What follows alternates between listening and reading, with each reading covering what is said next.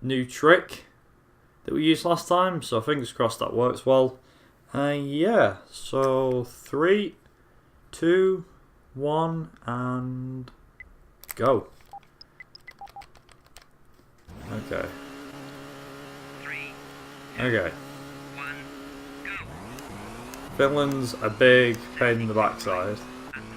Also, the game is running a lot better than it did the other day.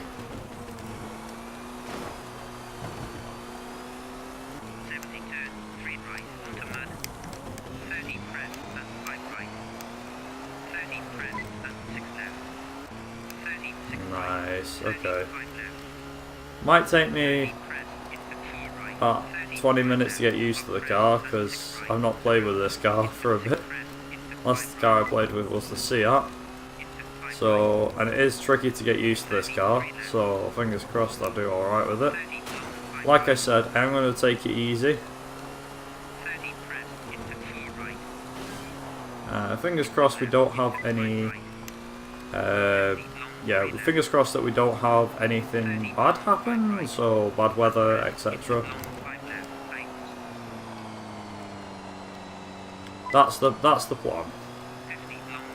As in, I don't preferably don't want bad weather in the first few stages. So here's hoping that we can get everything working properly.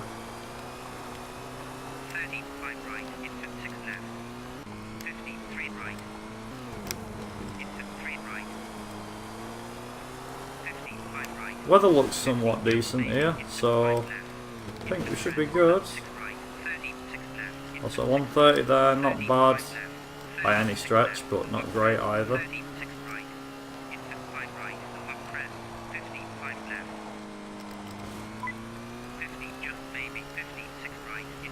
Very nice.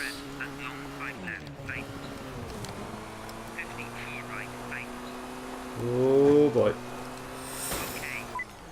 There we go, 155.80.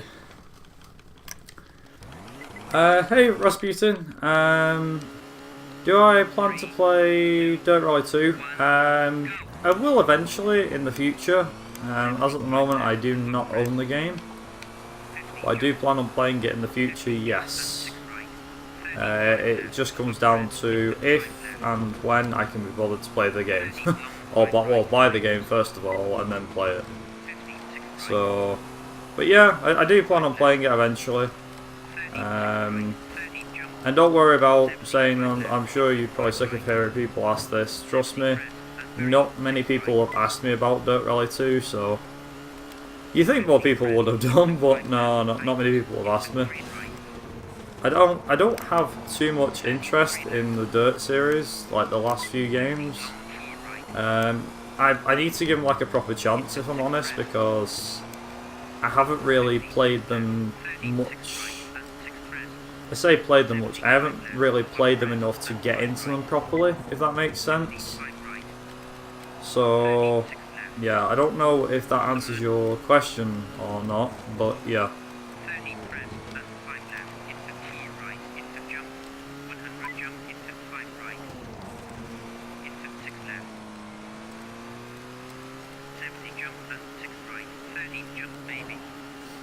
Like I was saying, just taking it easy with the car. Fingers crossed anyway, we do well.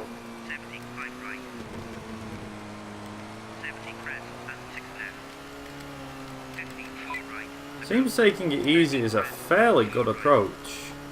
Like a really good approach.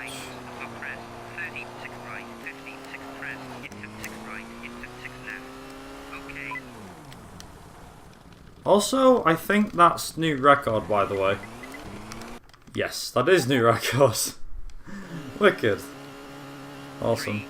Not sure if there's speedrunning material in general, in there, but hopefully just tons of fun. Yeah, I think, well, in terms of like the last two Dirt games, so Dirt Rally 2.0 and Dirt 4, as far as I know in Dirt 4 there is like a bit of speedrunning stuff in there, but it's not as much as you think. Like, it's not absolutely loads, if that makes sense.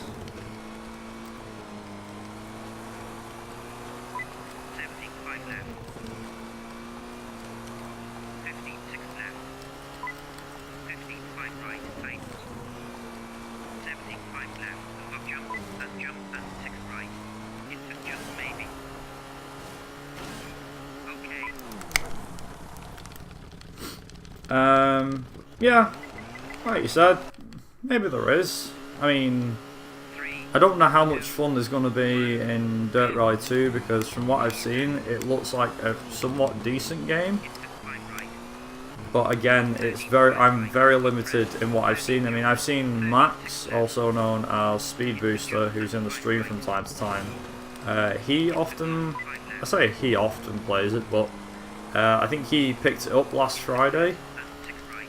Hence why I hosted him, I think, because he was playing it, and from what I can tell, he seemed to be enjoying it. So it looks as if, in terms of overall fun, it's there. But I think what's really putting me off buying the new Dirt games is the fact that they feel like they're meant to be played with a steering wheel. And I just don't have the time to be playing games that require a steering wheel. It sounds stupid putting it like that, but it's the truth. It's a case of, I used to have a steering wheel, and then I sold said steering wheel, then I was, let's just say I had no steering wheel. And then since then I haven't really played many racing games, modern racing games anyway, because of the fact that the best way of playing them, or the best way of getting used to the handling, is on a steering wheel, because they were built with steering wheels in mind, not controllers like they used to. Like, racing games are more tuned towards the wheel, I think, than they are with a controller.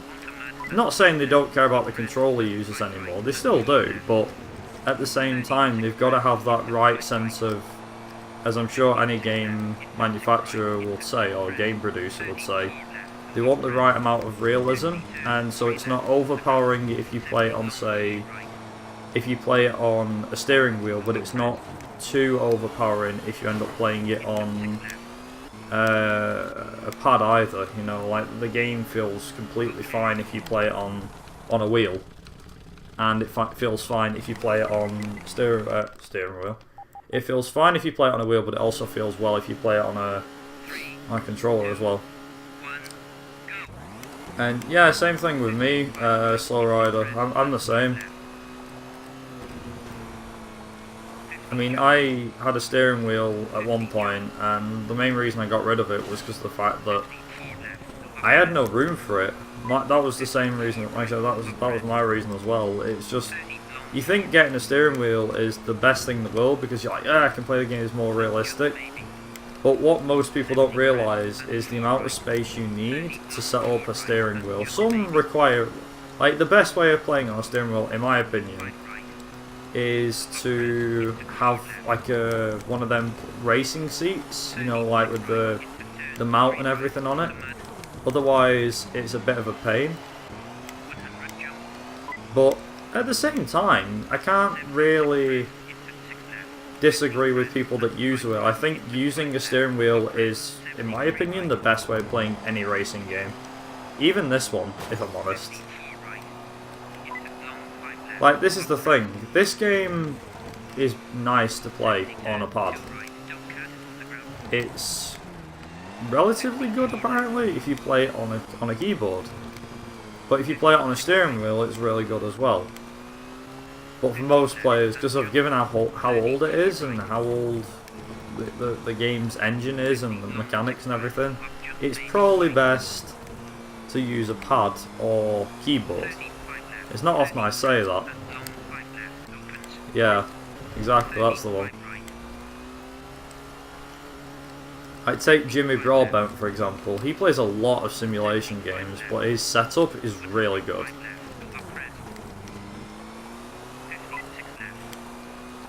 So, I don't know though.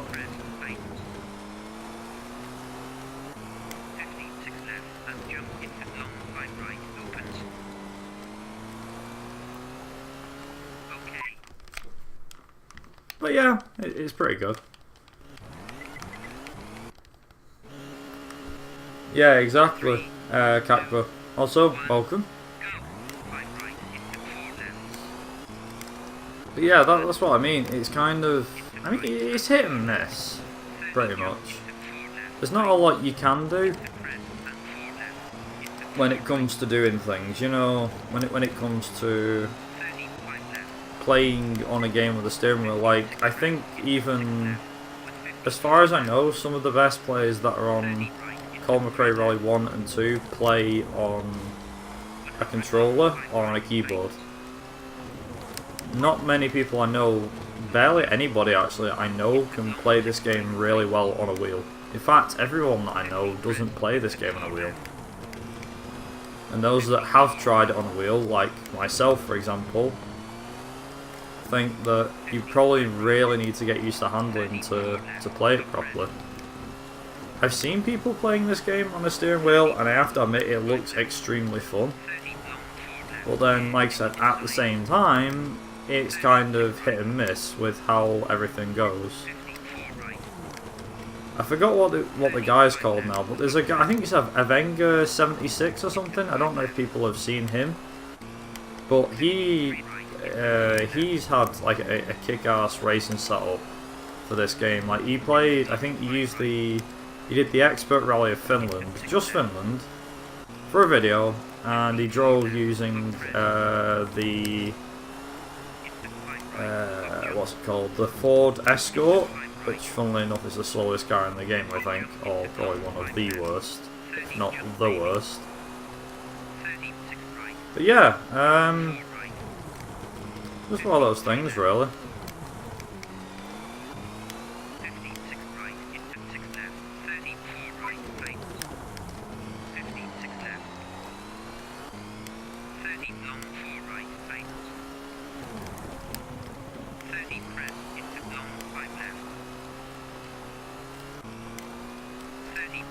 Like I said, some are really good, like some are fantastic. Yeah, Richard Burns Rally is supposed to be extremely good if you play it on a wheel. Like, there's just something about the game and a wheel that work hand in hand apparently. And if I'm being genuinely honest, this doesn't surprise me. Because Richard Burns Rally is a really good simulation racing game. It's more towards simulation. Now, a lot of people know that I'm not a huge fan of Richard Burns Rally, but it is a lot more simulation than, say, the likes of games that came out around that time as well. Like, if you played Richard Burns Rally and you had a hard time playing it, that was because its simulation was relatively good. Not because the game was hard to pick up and play, but because of the fact that you kind of got used to how things went and how the handling worked.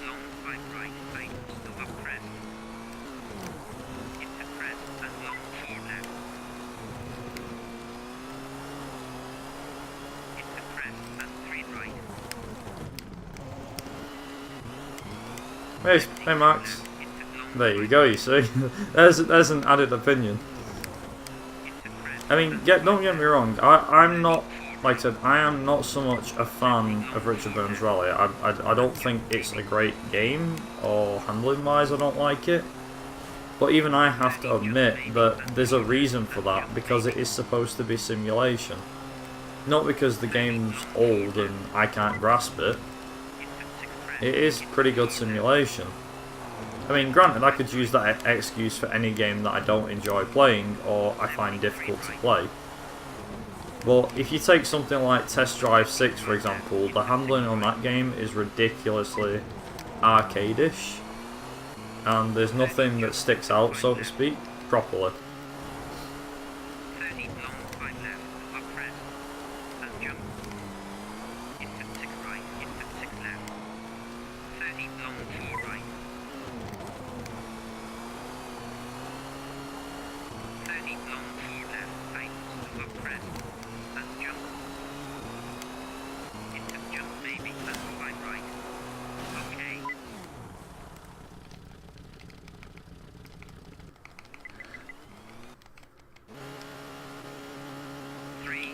Yeah, Max, I am.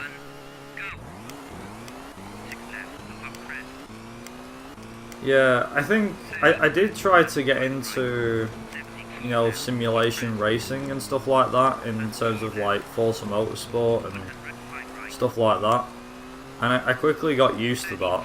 And it was the same with like F1 2013, for example, and a couple of those games. I did get used to them and got a bit competitive on them, but I could never grasp their handling concepts, you know, how the car's handled and the back end and all that stuff. Ooh.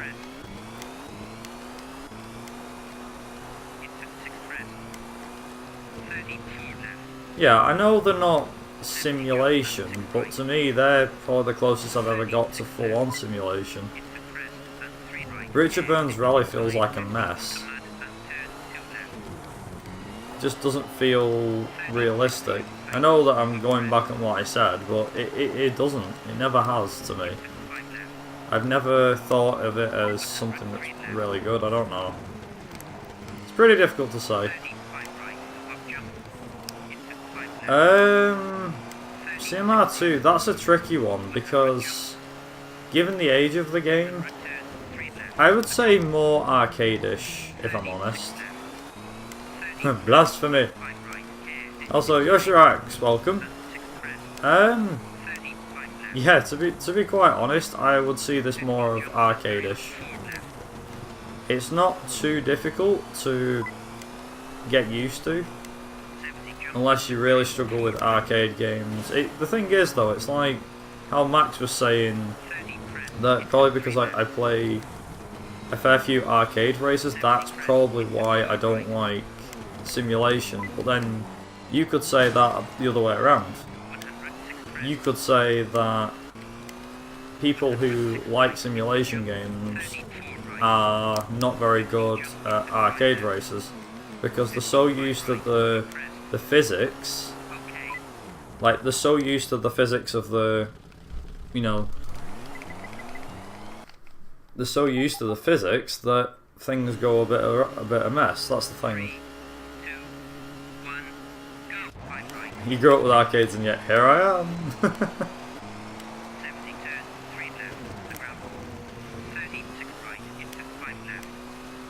I don't know, it's like, in my own overall opinion, CMR2 tries to be realistic, but it isn't. I think, even though they've got like realistic 10 out of 10, and well, they're not 10 out of 10 games, but you know, like, oh yeah, the games get more realistic as time goes on. You're gonna get that with any racing series. I mean, look at Forza. They say that the games get more realistic, yet some of the games feel like they're just the same anyway. You play the same game year after year. It's like FIFA, what's the difference?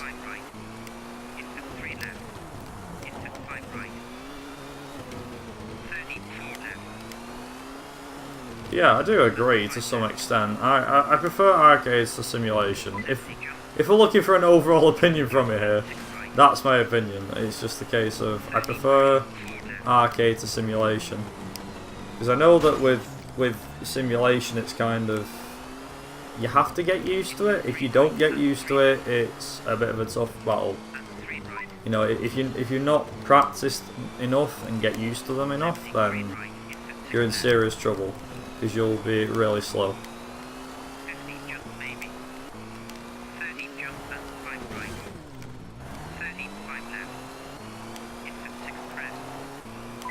Also, in terms of which games I would rather speedrun, would I rather prefer, do I think simulation or arcade games are better speedrun? 10 out of 10 times, I would say 9 out of 10. Each time, or every time, I would say that arcade is the better game than simulation, because simulation, you're going to have a hard time with it, if I'm honest. I don't think that, even if you're really used to the physics of a simulation game, it still would not be a good idea to, for the sake of things, try and speedrun it. It just would be a terrible idea.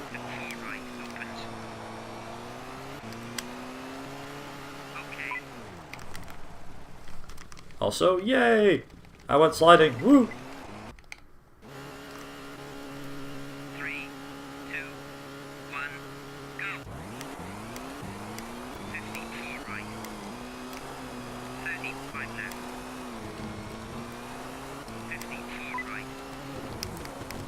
Also, I remember not that long ago when we had when I made the video about racing games being suitable for speedrunning, and I think one of the main points that was brought up was to do with simulation and arcade.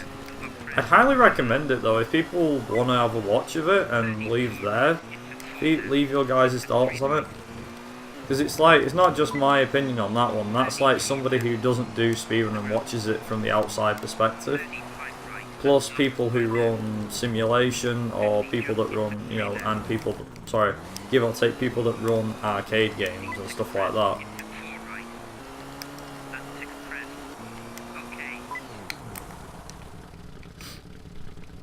It's a really good video, I think. It's not... I've not edited it much because of the fact that... Well, there's a reason for that. Because of the fact that I wanted to get everyone's points in, and there is a tiny bit of editing involved, I will admit, but it's kind of just a video you can have in the background. Let's say like a podcast, but not so much like a podcast.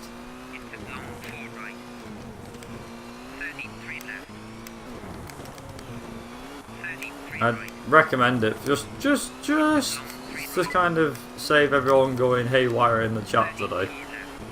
I'm just going to recommend it and throw it out there. I would post a link for it, but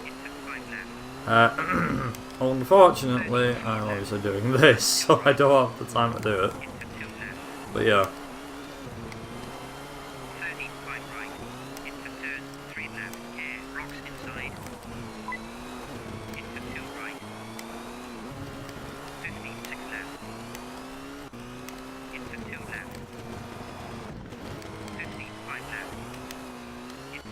Arcade like Sega Rally.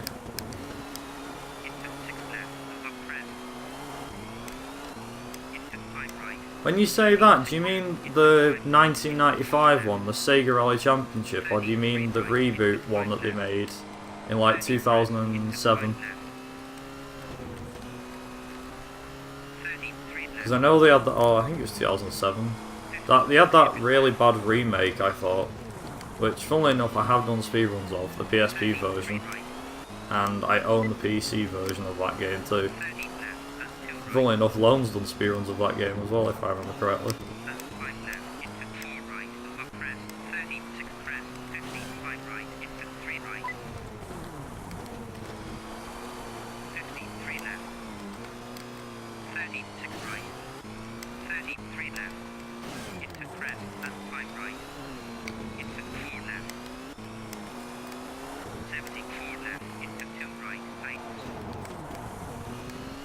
I'm just intrigued now, actually.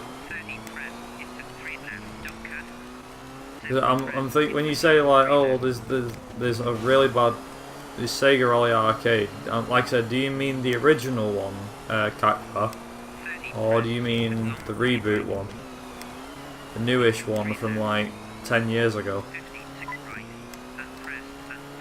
Yeah, Outrun's a good game. Hey Ryzen, thanks for a good look. Appreciate it.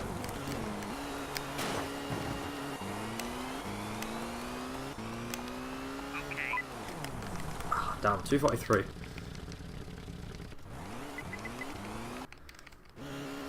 Original arcade. See, the original one, the 1995 one, was very arcade-ish and very silly, but I really liked it.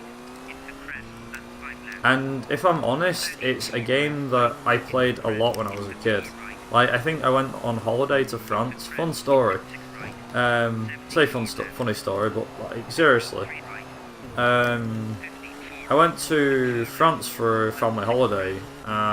We're talking like 15, 16 years ago probably, when I was about 6. And I remember one thing about that holiday, and that was Sega Rally Championship and that arcade machine. The main reason for it was because there was me and another guy on the machine, and obviously they had the steering wheel and everything, and I want to say I mastered it, but I got really good at it, and there was apparently this kid who was also really good at it. So one night he actually said to me, he challenged me and said like, oh, why don't me and you have like a showdown sort of thing. And I said, right, okay. And he's like, yeah, me and you Friday, this Friday, we'll like race each other and see who gets the fastest time. and I did some practice like during the rest of the week, and he was in practicing him as well. And we ended up doing this race on Friday, and I think the first race I lost, but then at the time there was actually like girls watching us, like girls about our age, so you're talking, you know, same age. Like I said, we were kids, so it's not like it was anything that was to be taken seriously. And obviously he beat me on like the first try, and he's like, "Yay, I won, I won." I was like, "Come on, then I want a rematch." So he's like, "Yeah, alright, I'll beat you again, I bet." I went, "Oh, alright, and you're on." So we had a rematch. I think I lost again, and then the third attempt, when I said, "Right, let's have another rematch," he then decided that he wanted to kind of up the stakes, but he then decided that he really wanted to fight me and like really put his foot down. Anyway, he ended up making a mistake because he ended up like one of the main things that he did was he went round the corner too fast and completely missed what he was trying to aim for, which I thought was pretty funny. So I was like, oh, he's probably trying to show off to the girls or something. And yeah, it just ended up being, like I said, it was a really funny time and really fun times as well. Yeah, it was awesome. I enjoyed it a lot.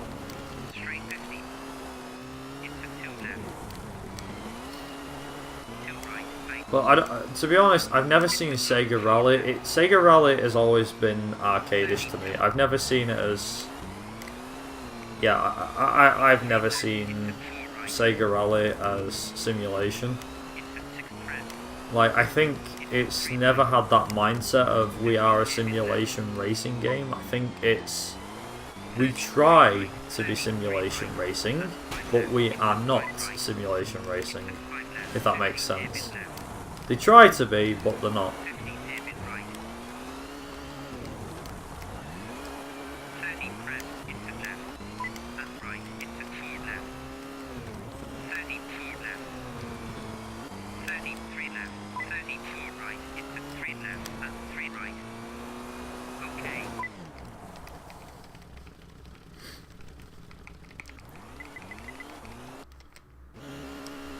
Nice. 108 on that, that's pretty good. Yeah, it probably was, but I mean, to be fair, the game was quite old. It came out in 1995, and I think the cabinets were around till 2004, 2005. Like I said, I visited France about 15 years ago, and they were still there when I was on holiday. And that was at like, when I was about, like I said, when I was probably 6, so that's what, 2003? 2002, 2003. So the machines were still there for a good few years, even though usually most cabinets die out. I do remember like the main machines for Fast and Furious Arcade, which you can actually emulate on PC, funnily enough. Which I still find really weird, but fun. It's a really good... really good game to play, that one, if I'm honest.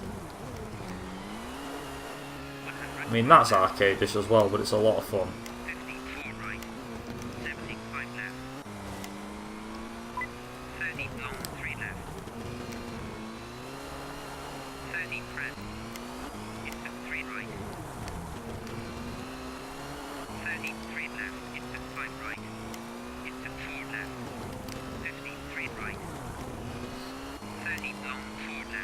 Yeah, nice to see a lot of new viewers in here tonight. I know we've had quite an active discussion. So usually my chat is not that active, but holy cow, you guys have been smashing it today.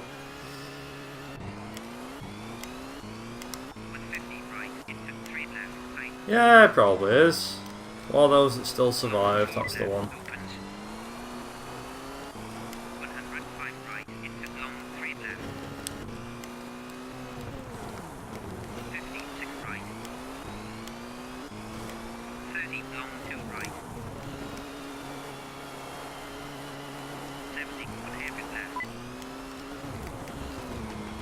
By the way, this is probably going to be really bad because it's I've gone off the track a bit, but oh well, whatever.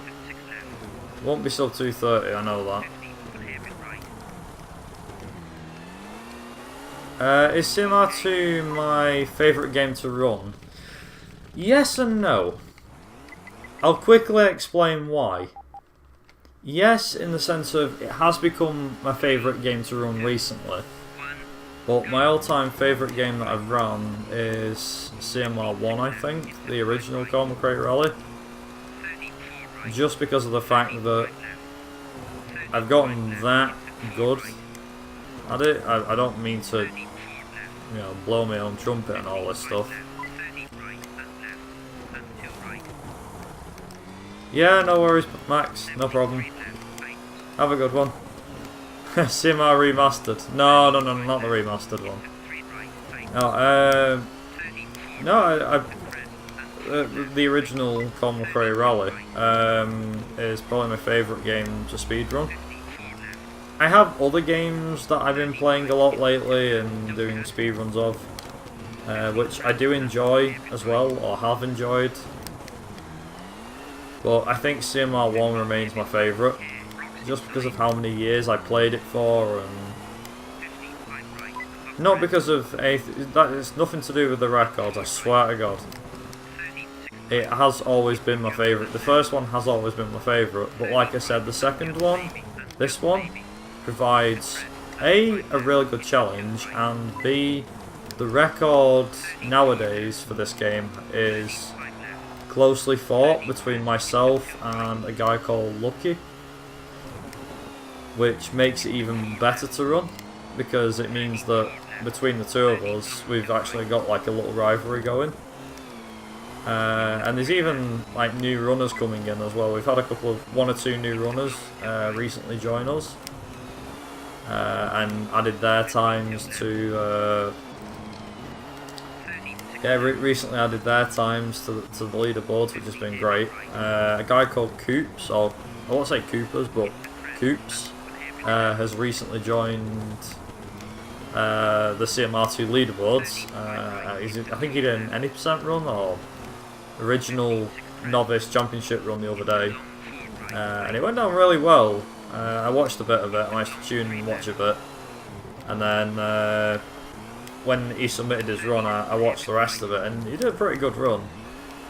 Which is funny considering how far this game has come as well, in terms of speedrunning, because at one point, the best time you could get in this game was, it looked like like if you could get under 140, that was pretty decent. It's like, yeah, maybe we'll get to 130 one day. And then along came me, about 2 and a bit years ago, and I was running on the PC at the time, sorry, PS1 at the time, and I was pretty close to the time that the leaders had set, so I think the best time I did it on the PS1 was a 137, and yeah, I did like a 137, which was proper bizarre. And then since then, it's gone, like, that run has gradually got quicker and quicker, and I was like, God, if I'm this quick on the PS1, I wonder how quick I am on the PC. Anyway, it didn't take long for the curiosity to get the better of me, so I started running. I did a quick like run of CMR2 and immediately discovered that I was probably like a second or two faster than the next guy. I thought, I wonder how fast I really am. So I did a run. We're talking probably 2000, early 2016. I think it was like March 2016 that I decided to do a proper run and really make a go of it. Anyway, so I had a proper go at this run and really made a go of it. And it turns out I ended up beating the previous record by something like 8 minutes or 7 minutes or something. It was mad. And I actually couldn't believe that I was that quick. I was like, that is crazy. Because I never would have thought that I'd ever be that quick at the game, if you get what I mean. I was like, Jesus, am I that fast ahead of the next guy? And I didn't expect to be that fast. I just thought maybe I'm good enough. I don't know. Who knows? Like I said, I ended up doing this run anyway, and it was like a 1:27.46. And I remember dropping stage times. Like I left seconds in stages. I thought if my run's good enough, then I could get this down to like a 1:26. And then along came Lucky eventually, and Lucky really gave me a run for my money. Literally, he really piled the pressure on me. Like at first, it was nothing that I was too alarmed of, and then he started to become a greater threat, and eventually he actually beat my novice time by about 7 seconds after a good few attempts. I don't know how many attempts he had, like how many bites of the cherry he had, but I remember it was Christmas, I think about 2 years ago, so Christmas Day 2017 I think it was, and I was online, I couldn't be bothered with Christmas that day, and I remember I was on Twitch and I saw Lucky stream and I was like, oh my god, he's doing any percent, I need to see how his run's going, just to see if he'd beat me, or he was gonna beat me. So anyway, I was watching his run, and I tuned in as he was finishing Italy. I didn't know what his pace was like compared to my pace, so I had absolutely no idea. And then he got to the UK, and as he will tell you, the UK for him is his worst rally, as is mine. Anyway, he really went for it and really tried to get the most out of the car. As I made that mistake there. He really made the most to get out of the car, and eventually crossed the line in the finish line at the end of the UK and beat my record by about 7 seconds. He's like, yes! I was like, oh my god. GG, Lucky, GG. So it was pretty phenomenal to see my record beat like that, and it wasn't nice to see it being beaten on Christmas Day, but over like the next 2 or 3 days I really practiced and came back fighting, and there was a lot of new cuts that had been discovered, and I came back fighting literally in a couple of days and posted the fastest time I ever did up until like recently, which was a 1:25.05. I beat my previous PB by like 2 minutes, and I was like pelting it like full throttle on every stage, you know, like leaving no time on the table whatsoever. I was like, if I'm going to beat Lucky, I'm going to need everything. Like, I'm going to need absolutely everything I can. Which was absolute balmy, really. And in the end, like I said, it was enough. But then about, I think it took 2 or 3 months, but he came back at me about 2 or 3 months later. And as it turned out, he was just as prepared as I was, and he came back fighting as well, and since then there's been like this rivalry between us two. He eventually threw down the gauntlet not that long ago, which was a 120. Like, he did a 124, and then a guy called Zorfkov in the community found that you can actually save a crap ton of time on the rallies that have the super special stages by simply retiring from them, which is a trick that I'm going to be using today in Greece. So you'll see it coming up very shortly. Yeah, it was unbelievable, really, and you know, hats off to Lucky for doing such a good job. And I honestly don't know why this never seems to work properly. I always wonder why that never works properly.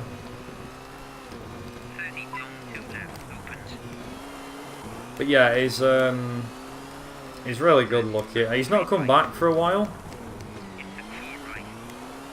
Why is the UK my worst rally? Simply because one thing, and that is the weather. The weather is a major factor on that rally. It's always been a factor, but it's a pretty big factor every time you play it, because of the fact that this game's weather is dynamic, so you'll never get the same weather effects every time. So you might start a run and it'll be wet, you know, for example, and then you'll get to the other one, it'll be dry, and it's absolutely balmy. It's balmy mad. So please work. Yes. Okay, right. That was wicked.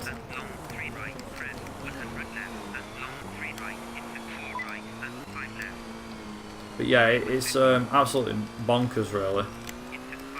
Like I said, the weather is, as I always say when I submit this game to marathons and it gets in, is that the weather is the main one. So, like for example, I think this is where dynamic weather came from. I could be wrong, but I do remember in the first game, the weather was the same on every stage, so we know exactly what stages to change the tyres for, etc. It's really mad.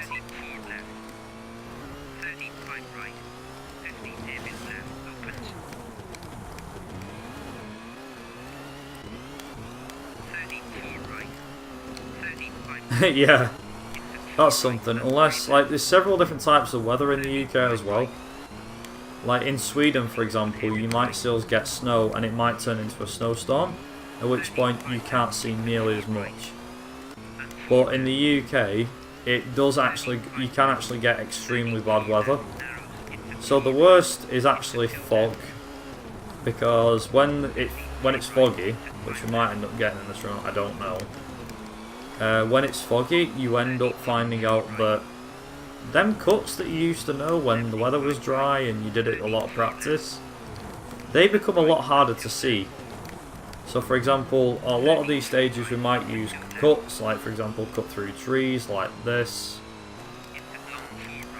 But if it was foggy, I wouldn't be able to see that. Now obviously in Greece, you don't get fog. It's not like it's one of the weather features. Like there's some bizarre circumstances that can pop up, say for example Australia, and I think it's, yeah, in Australia and Kenya it can actually rain, which is, I would say, super bizarre, but it is kind of crazy, kind of whack, but it's really cool at the same time if it does that. It's not fun for me though, because it means my run will be a lot longer than it should be.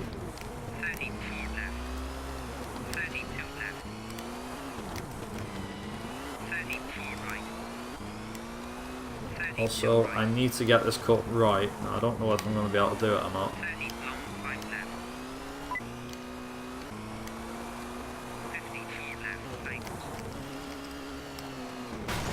Oh no, I've immediately messed that bit up. Okay, this is fine. Right, where is the cut now? Is it here? It's there. Okay, that's it. Didn't mean to hit them trees, but we hit them anyway. Sod it. Snow in Kenya, that's not a thing, unfortunately. Here's a cool thing though, you might have never knew about this game. So there's a cool little weather trick you can do. Now I don't know how easy it is to do in the PC, because I don't remember ever getting it to work too well in the PC version. But there's a neat little weather thing you can do. Now bear in mind, it doesn't affect the run, because like I said, the weather's random. It's just something you can do in time trial mode. But the idea of this weather trick, or the weather glitch I should say, is basically if you go into Sweden stage 1 and click Snow Blizzard, I think it is, or Light Snow, and then as soon as you load in, pause the game, exit out there quick, and then go to Greece stage 1 and then start the stage normally. You'll actually get snow in Greece, which is extremely cool, but weird at the same time. Like, it's amazing, but it's really bizarre. It's a cool, like I said, it's a cool weather effect, and I like the idea of the glitch. But as for if it's useful or not in this kind of run, the answer's a firm no. Unfortunately, it is not.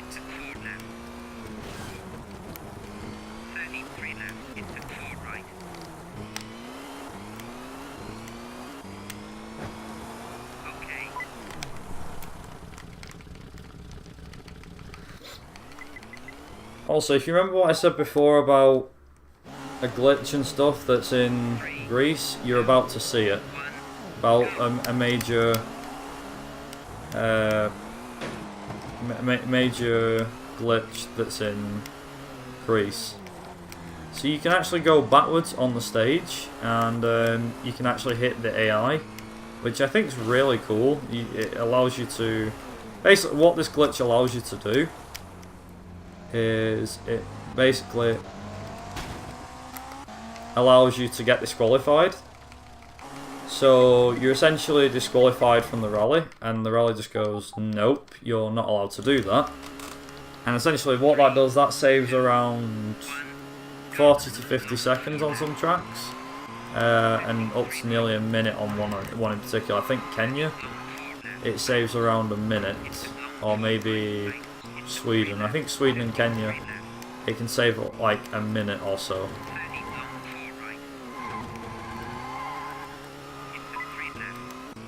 Also for this rally, I usually have it toned down to...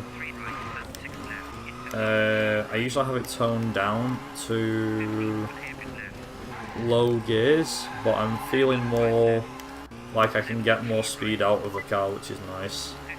I want to see if I can get more speed out of the car. I think it works too, if I'm not mistaken. This does work extremely well. And the amount of speed that we can get out of this thing is pretty good. I think my PB is like a 2... I don't know, I want to say 2:15 or something like that. The one problem with France is the weather can change slightly. But other than that, the weather, it's not usually too bad, to be honest. And if you do get wet weather, it kind of clears up. It doesn't clear up too fast, but it clears up enough. I'm hoping we can get a good France and it doesn't rain too much. Italy is the big one though. Italy is kind of where the rain really matters. Skipping rallies, that mainly works via... How that works, long story short, out of the 6 rallies you can complete 4 and still win the championship. You basically need enough points to win the championship. Now, one of the cool things that's in that game is that a certain somebody does not win. I think that the championship leader, after you complete, I think it's the 4th round, I'm not sure, I forgot which ones you skip, but the Japanese round in particular, the leader, I think he's called Arion or Aurelion or whatever he's called him, he's actually he's absent or does not drive in that rally. He often does not score enough points to challenge you. So that means that when you get to Sweden, he's not got enough of an advantage, or you can, as long as you win Sweden, you can win the championship. And given the fact that the idea of the game is to win the championship, it's pretty unbelievable. It comes close, but I did do testing beforehand. We actually do it for a couple of rallies as well.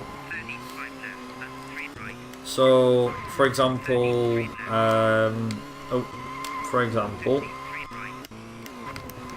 if we do,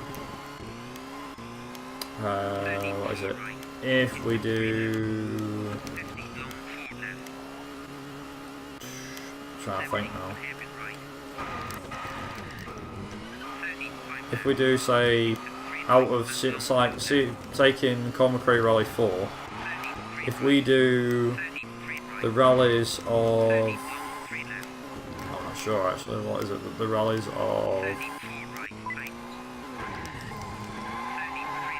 we skip Australia, but we do the other ones, we've still got enough points to win the championship at the end. Like, we still win the title, and it's the same with the 2005 game as well. By skipping out Germany and Sweden, which are 2 of the longest rallies in the game, well, 2 of the longest rallies in the championship, we actually can still win the championship. It's just basically all designed on how the game is shaped with its wins. You would say, yeah, but doesn't the game make who wins each rally's random? You'd think that, wouldn't you? But it doesn't, actually.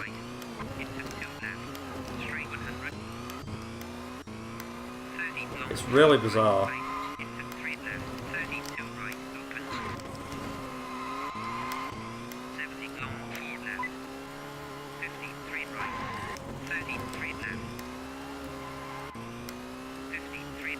Give me 1 second whilst I finish the stage.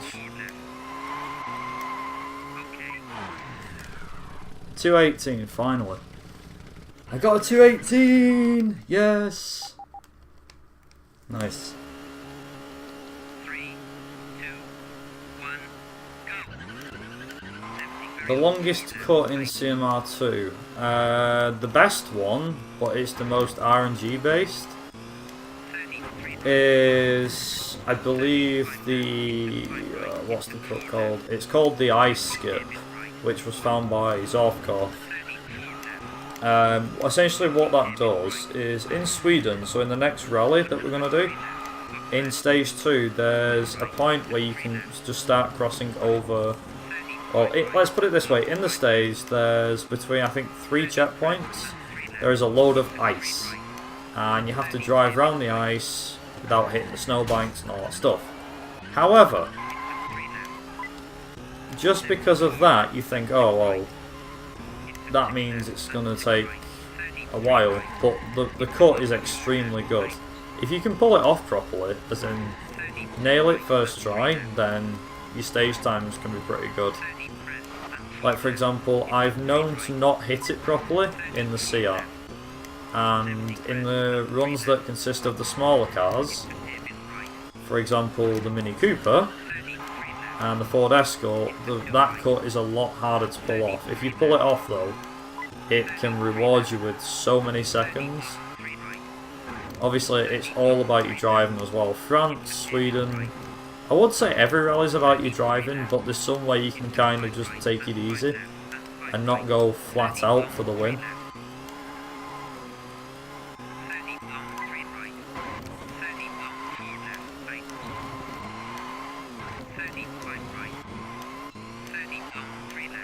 Yeah, it's a pretty good shortcut. I absolutely love the ice skip, but at the same time, if you don't get it, it can lose you a lot of time. That's the main thing. If you don't get it, it loses you a lot of time. If you do get it, it gains you time. So it can either have a positive effect or a negative effect.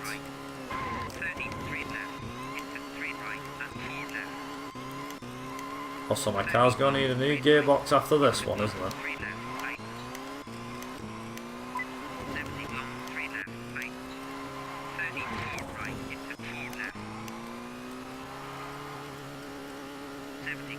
Also, this run should be about roughly 4 minutes faster than my previous run.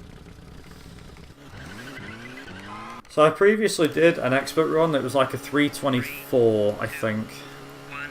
This should be a hell of a lot faster. This should actually roughly be about 4 minutes faster. Given the fact that, well, I mean, the gap between the 2 times in novice and intermediate is like, I don't know, around 8 minutes, I think. Like, novice is a 2-minute gap, intermediate's about 8 minutes. But that's more like 5, so this could be even quicker, I don't know. This could be even bigger. Yeah, Yoshirax, I actually have a question to ask. How did you find me? I noticed you followed me on Twitter and stuff, but yeah, just curious. I'm always intrigued to find out where people found me. Whether it's they heard about me, somebody told me about them, told them about me, or... I guess in CMR3, but I don't want to just say that's the one you found me at. Could be.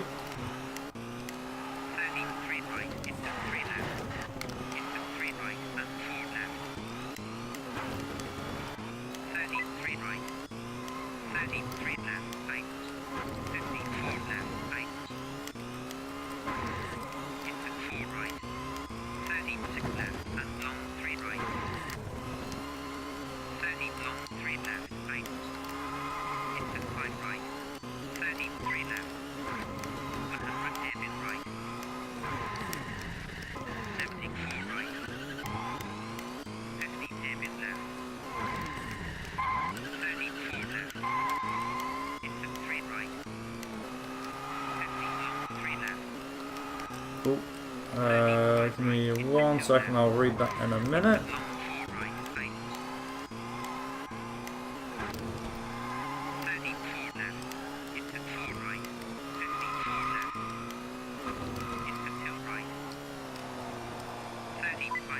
Oh god, come on. Right, will I get rain in stage 5? I wonder. That's the golden question. That's the one that's burning my mind right now. Am I going to get rain?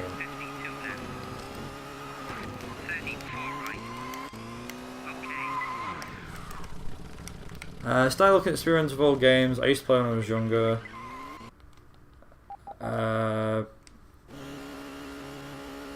Mario Galaxy 2. Oh, Mario Galaxy. Nice. Ah, nice. Oh yeah, I think it's funny because I think a lot of people have come over here the same way.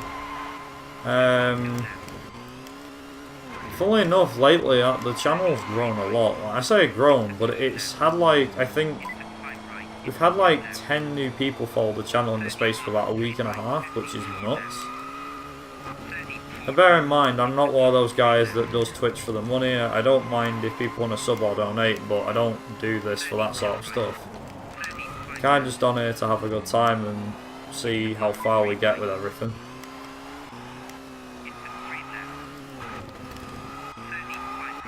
Yeah, I'm kind of easygoing, to be honest. There'll be times where I might rage at games and stuff like that. Like I've raged at this a few times, I won't lie. But yeah. It's not always nice to know, though. I think I saw that you're a Smash player, right? As in Super Smash Brothers. I don't know if it's a tournament, though. I can't remember. I remember just seeing on the bio of yourself about it being you're a Smash player. Yeah. Ah, cool. I presume it's quite competitive. Like the Tekken series, for example, how they have tournaments and stuff. I presume it's just the same.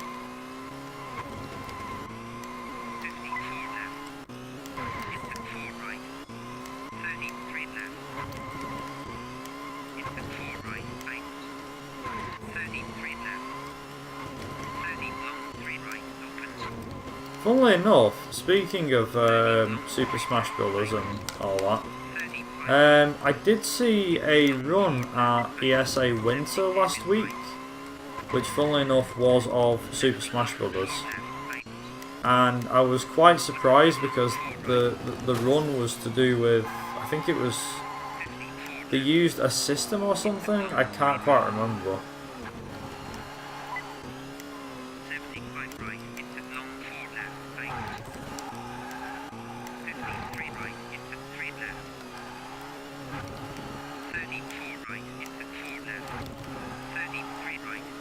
Yeah, no worries, Ryzen. Just give me 1 second, I'll read that in just a second. There we go, that was pretty bad, but okay. The UK Smash League is very active at the moment. We get tournaments of over 80 entrants every month. Some weeklies hit 60. Damn! Very nice. That's pretty cool, I'm not gonna lie, dude. It's pretty awesome. Every now and again, I think the CMR community has a tournament. I say tournament, we have races. Speedrunning races. Full enough, that's just triggered my memory. We haven't done one for a while. We're doing one again soon. I don't know what game it will be though. Me and Joseph will try and do CMR2 Intermediate, see who can finish it first. That'd be funny. I actually wouldn't mind doing that now that I say that. That'd be pretty good. Oh, it started raining. No, not on this stage as well. That means my stage 7's gonna be awful.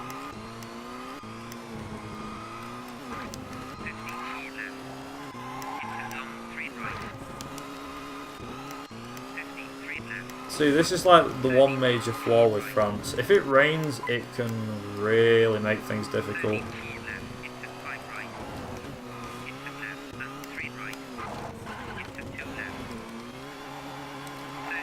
Yeah, we had, I think there's only been one CMR3 race, but it was between, if I remember correctly, it was myself, Lone, and a guy called Realm, who has not been heard of for a while, to be honest. But yeah, he ran on PS2 and me and Lo were running on PC. And during that race I managed to PB by about 20 seconds, I think, which was pretty awesome. I said that if I really put my mind to it, then I could maybe improve. I've even done tests to see if there's a way of making the time come down a lot more. So, like, for example,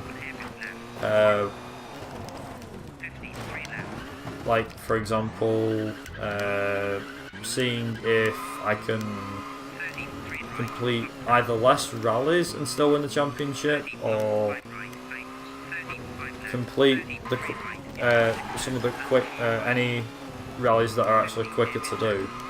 And after doing all the testing that I did, turns out the ones that we skip are the longest ones, like 2 of the longest. There isn't actually any that is short that you can do, so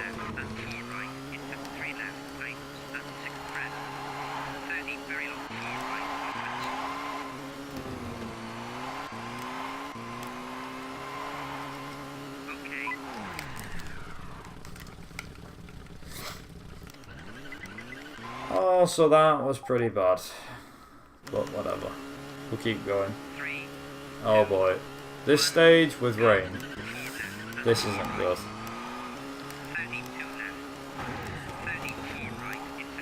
It's thankfully this run's gonna be fine because of the fact that,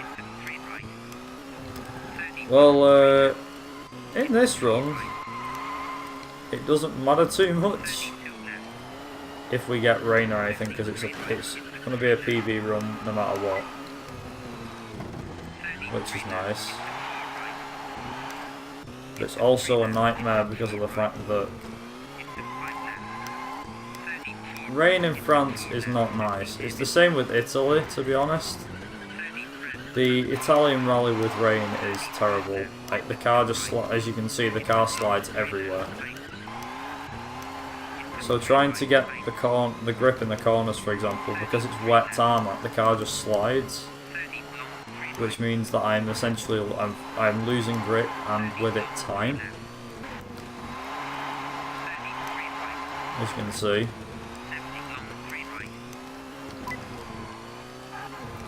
One of the main problems with France at the moment.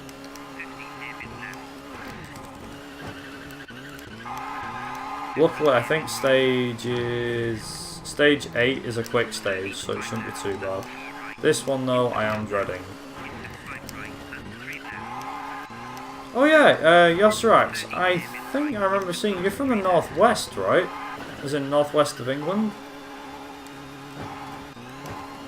Which is coincidence, because so am I, funnily enough.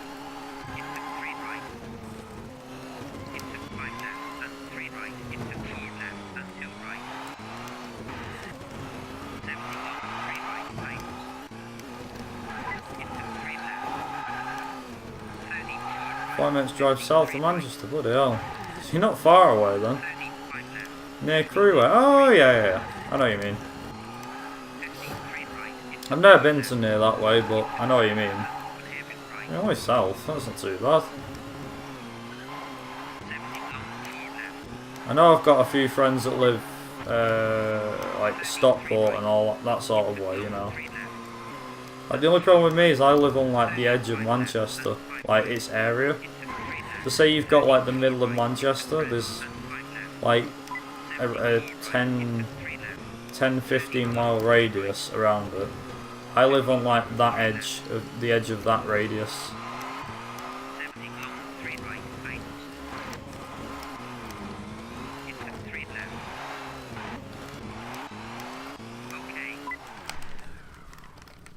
Also, that was pretty bad. Like, holy crap. I would put wet tyres on, but it makes it worse. You've got better chance with this. Totally forgot. Dirt Rally 2.0 released today. Gonna play it tomorrow and obviously stream it. Nice!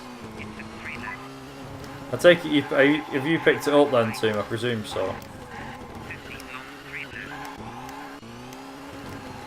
left. I know I had a guy, I think he's called Grigori Rasputin, was asking before if I was going to play it, and I said yes, but that depends when I get it, as and when I get it. 32 right. I said, have you already got it? As in, have you already picked the game? What? Do you already own it?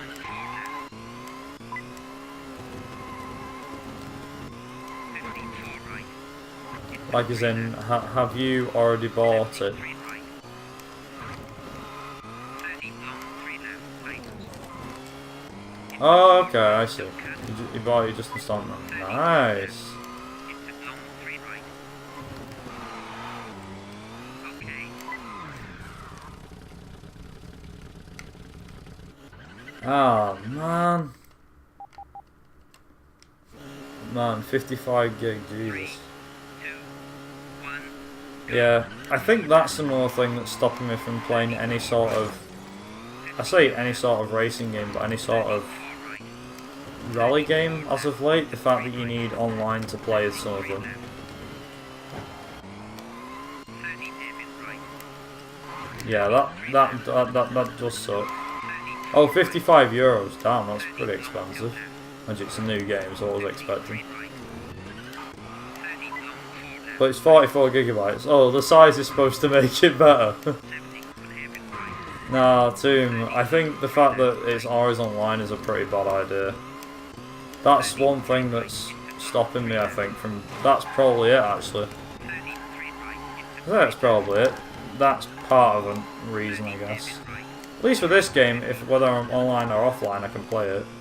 The fact that games now require you to be connected to the internet is stupid. Like, I think it's pathetic. Granted, if say for example, you know, I would say if hackers find their way into the games, but nah, I don't know. 3, 2, 1, go. 4 left. Into 3 right. 70 long. Yeah, I know, Tomb, but it's just a case of games are still required online. It doesn't matter if you've got the disc. Say you go to a mate's house and you install the game on the disc, it might require an update which you can't have until, you know, until you connect to the internet. So that might stop you from playing it online. 30 press and long, 3 left. Into 4 And the worst bit is if you own it on Steam, because every game you play has to be... long, 3 left. Right. Every game you play is online. You're basically playing it off a server, essentially a massive server. And the game that you're playing has servers of their own. And yeah, I know, but then why would you want to? I get that some games could be updated, but they'd have to send out a separate, like a separate disc, or they'd send out an update disc. I remember the PSP did something like that when that first came out. Like some games would require you to have a certain firmware, and you'd have to upgrade the firmware. And luckily, it came with the disc, or in that case, the UMD, which I thought was pretty funny. It's like, oh, you just need to upgrade it, right? I can upgrade it. But then to download the upgrade, you've obviously the update. I mean, you've then got to have enough space on your memory stick, your memory stick to actually update the game. It was pretty stupid.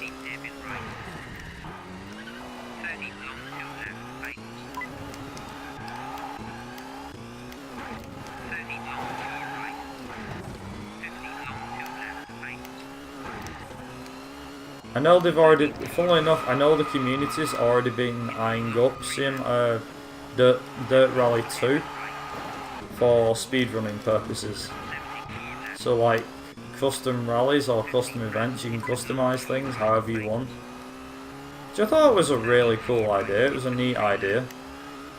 Like, oh yeah, you can do that. And I was like, oh right, okay. It's like yeah, you can do that.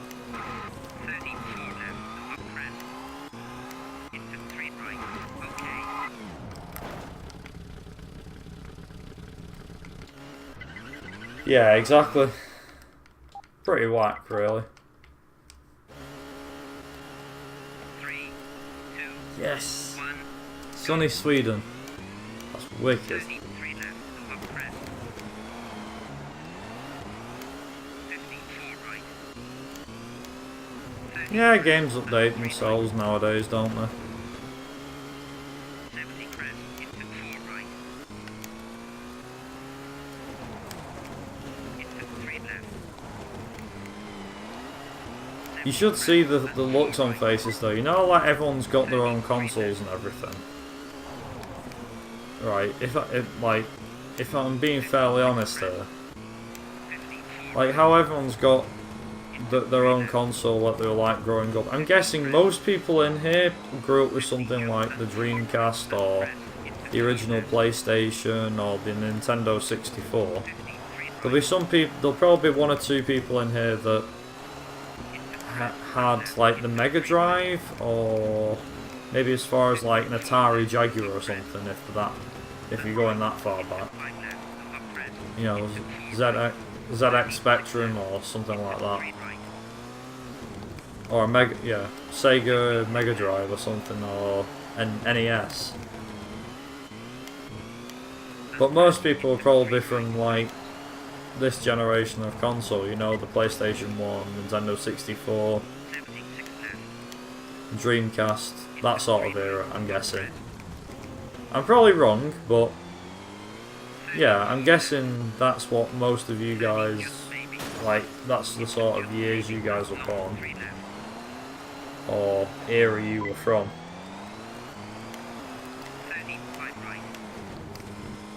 50 just maybe into crest and long 4 left. 33 left. 52 right.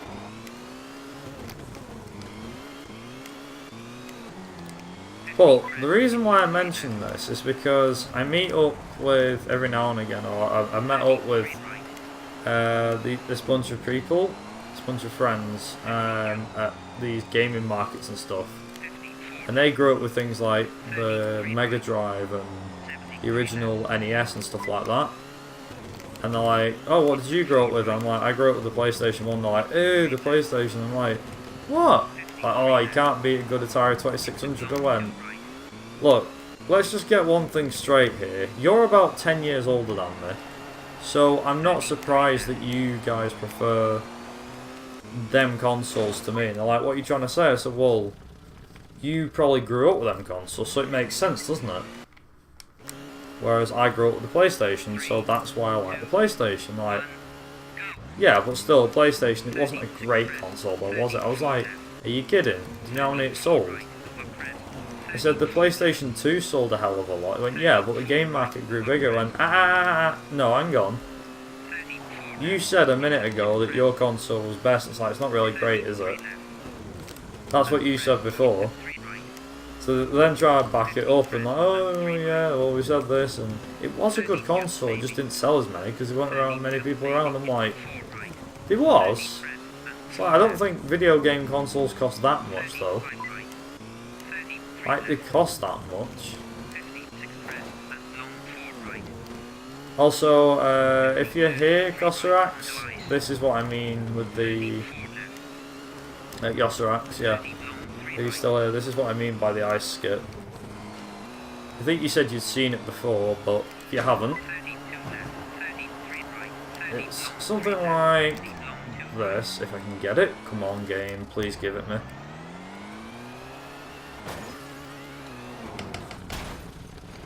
Jesus Christ. There we go. Second attempt. Luckily, the second cut is a lot easier than the first one.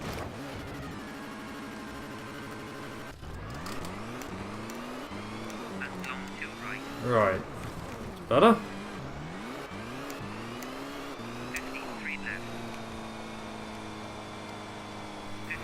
There is actually a more advanced ice skip you can do though on this stage, funnily enough.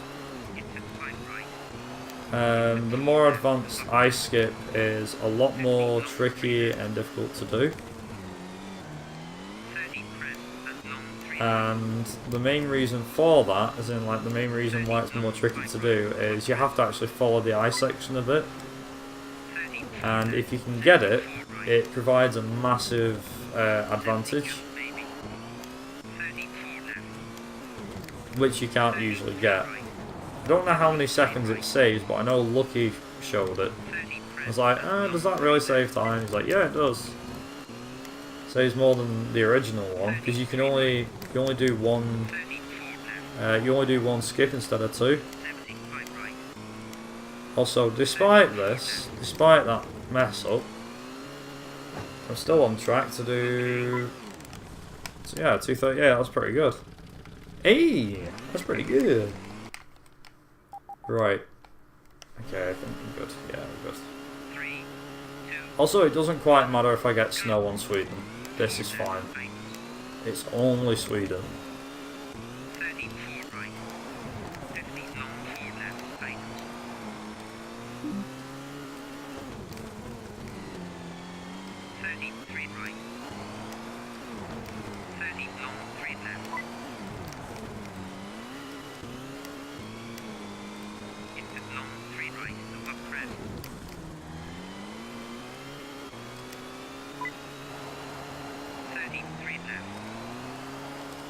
Nice, okay.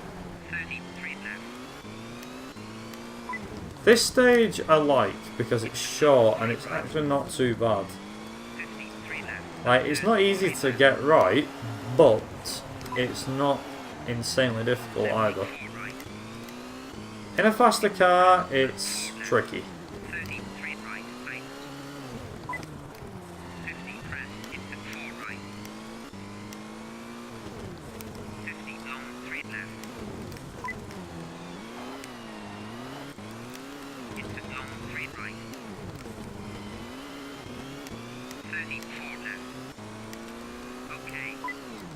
Oh, I could have been 116 without even trying. That would have been nice. Well, 117's better than out. In fact, I was a PB.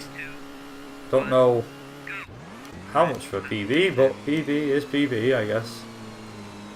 This one's tricky. The cuts in this one are a bit difficult to pay off. As in, they pay off well if you get them right. If you don't get them right, they don't pay off.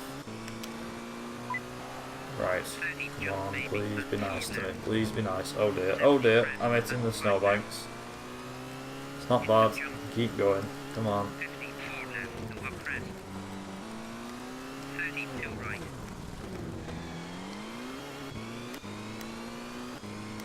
Remember what I said before about how the fact that with Sweden it can go one of two ways. Mostly it drags. You'll find that with it, you feel like you're in Sweden a hell of a long time. And you'd be right, because Sweden is I think it's 23 minutes or something. Or 20 minutes long. It's a relatively long event. I mean, we're only at stage 4 now. A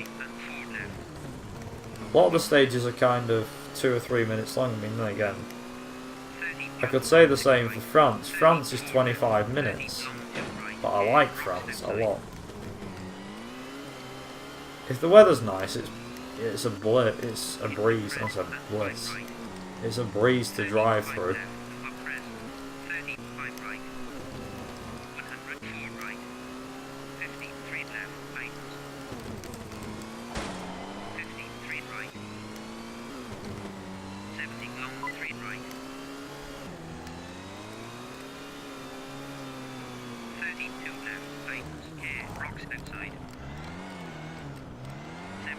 There we go. That's like the first cut. I need to get the second one now, and I can never remember how I do this. There was one where you just cut through there, but I never do that. I always do this one instead. I think it's this one. Yeah, it's this one. Although I got the wrong line for that. Still, could be worse.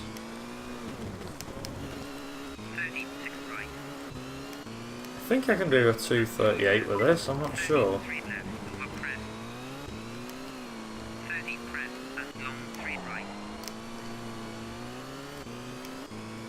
say 238, I can do sub 240 hopefully. Okay. Yeah, 238, exactly 238. Poggers! I can predict time now, it would seem. Ah, the 3-minute stage. Now this one's fun because, 3 left. one reason, I can never get sub 3 minutes on this stage. 3 right. Will today be the day I get sub 3 minutes? I don't know. 5 left. 33 left. 30 crest. Closest thing I've got to it is bang on 3. 70 Near enough. I've never managed to get under 3 minutes. I don't know how into crest. to get under 3 minutes. I'm sure I'm missing something like a certain cut, or I'm not going fast enough, or 70 crest and 4 right. 30 crest and jump. 30 probably is just not going fast enough. That's probably what it is. into 5 right. Into long 3 left. Over crest. 50 3 right. 30 long 3 left.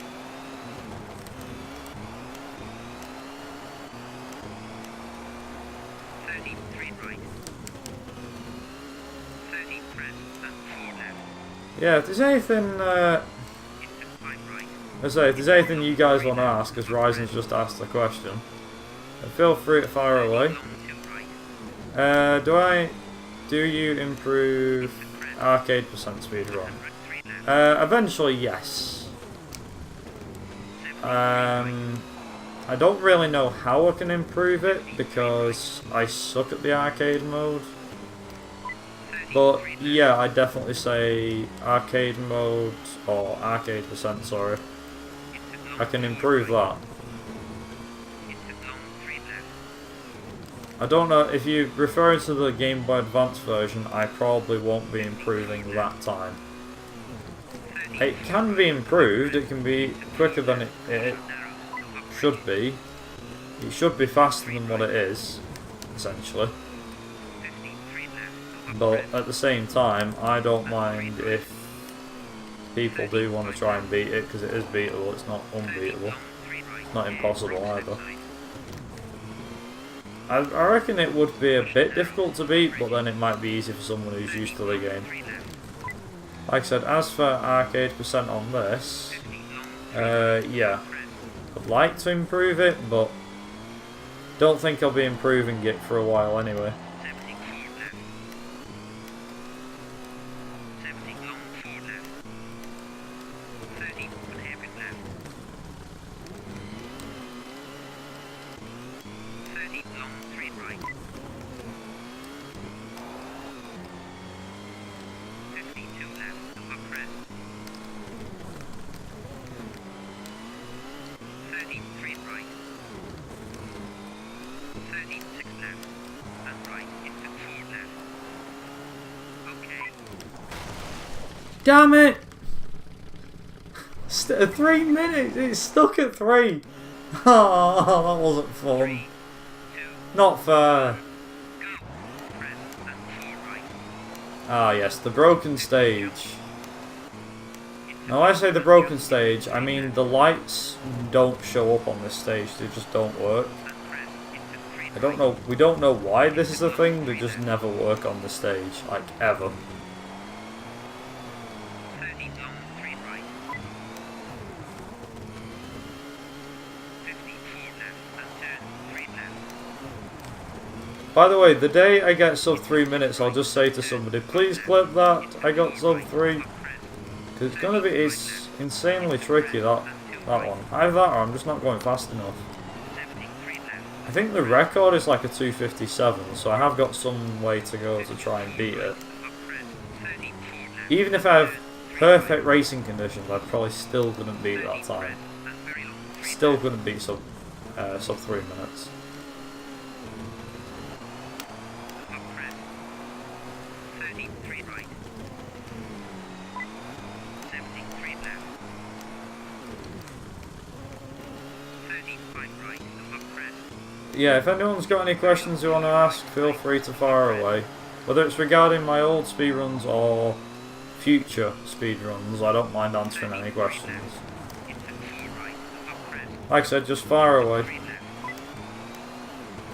70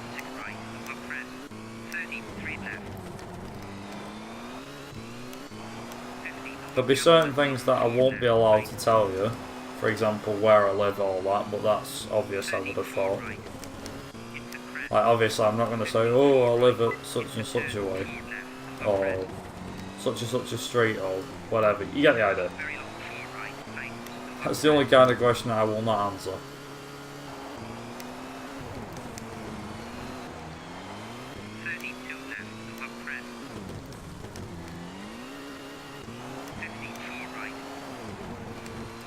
I gotta say, this run feels like it's going alright so far.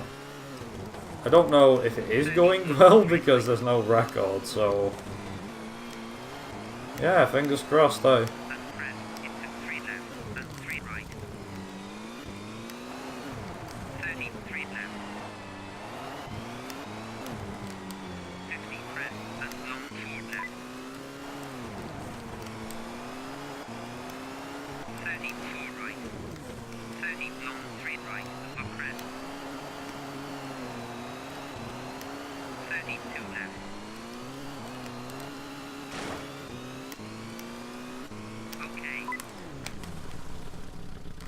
Nice, 250.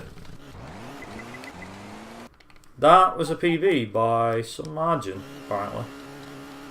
3, 2, 1, go.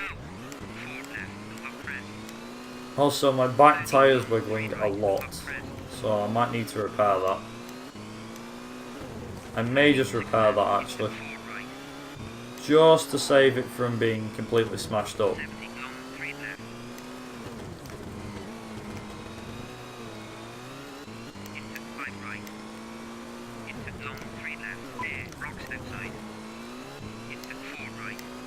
Yeah, so sack it, I'm going to repair the rear axles.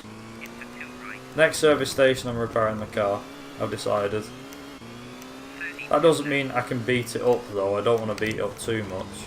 Just need to make sure that my axles don't get too badly damaged, otherwise the car can drive like it's... I don't know, it doesn't behave much differently, you just feel more... I would say wheel spin, but it's kind of, it just slides more really, and more unstable, so...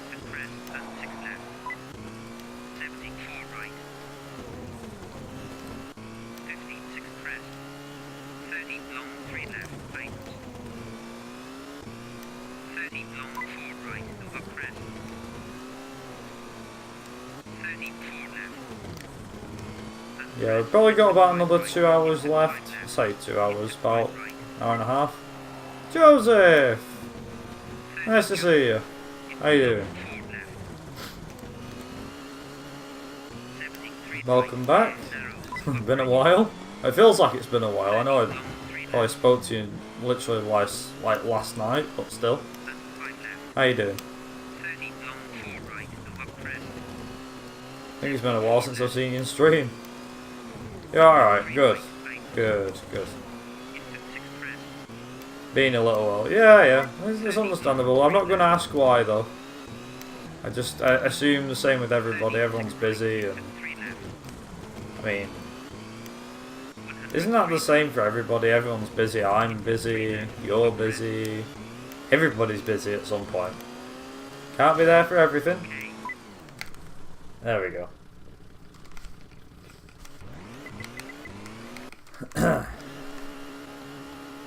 Also, I'm laying down the gauntlet, Joseph. To Lucky, anyway. This is essentially what it is. This is just... I would say it's a firing shot. Not really. Everyone is busy, yeah. Pretty much.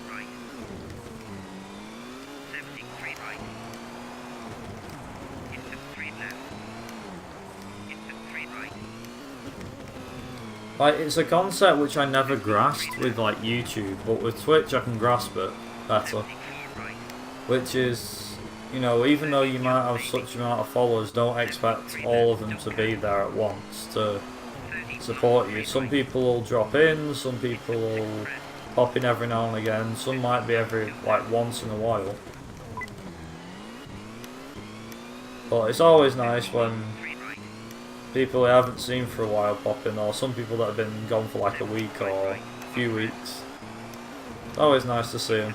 Or people that, like I said, people have been away for like months or even a year. and they pop back in. It's like, hey, welcome back. You get what I mean?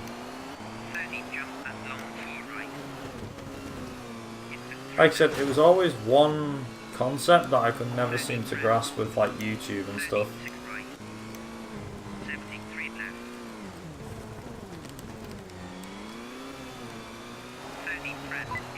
But yeah, like I said, I'm laying down the gauntlet to Lucky. Gives him something to beat at least, anyway. I mean, so far the run's feeling somewhat okay. It's not like it'll need some beating to beat this, because I'm sure Lucky can do it. But it depends. Depends when he wants to come back.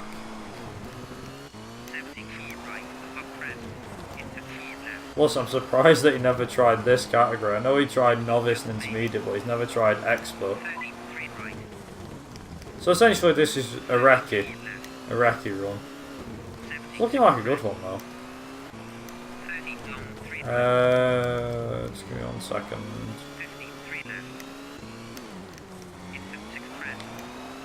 Yeah, there is other Group B cars. The other one that's in here is the MG Metro 6R4, and I think that's it actually.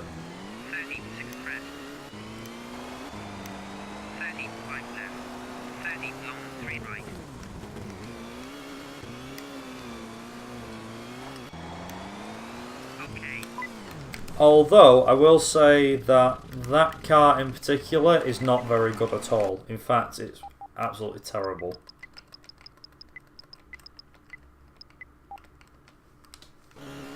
Group A versus over Group B anyways. Honestly, I like both groups. I think Group A and B were really good. I liked Group B, even though there was only a couple of cars in Group B. I absolutely loved Group B. But then Group A was great because you obviously had the likes of the Impreza, the Celica, the Corolla. I think, obviously the Evo, Lancer, Evo. What else? Escort, I think that was part of Group A. And then there was eventually Group... Oh no, hang on. No, am I getting this wrong? The Delta Integrale was Group A, wasn't it?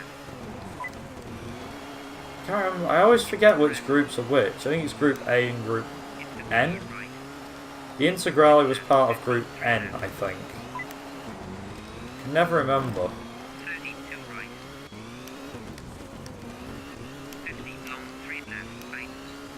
I know everyone's kind of mixed on what groups they like. I like Group A, B, and I think it's N. But yeah, love the cars of the time, honestly. Give me a car from either the 80s or the 90s over something nowadays, any day of the week. Like, no offence to anyone that watches WRC nowadays, I just prefer the cars of now than those... sorry, the cars of then than the cars of now. I'm just not a fan of the ones. They're just so full of like bits of wing and carbon fibre and all that.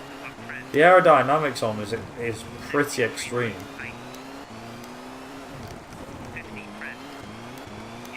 Like, heck, I'd probably go as far back, and Joe's just gonna like me probably for saying this, but I'd rather have, like,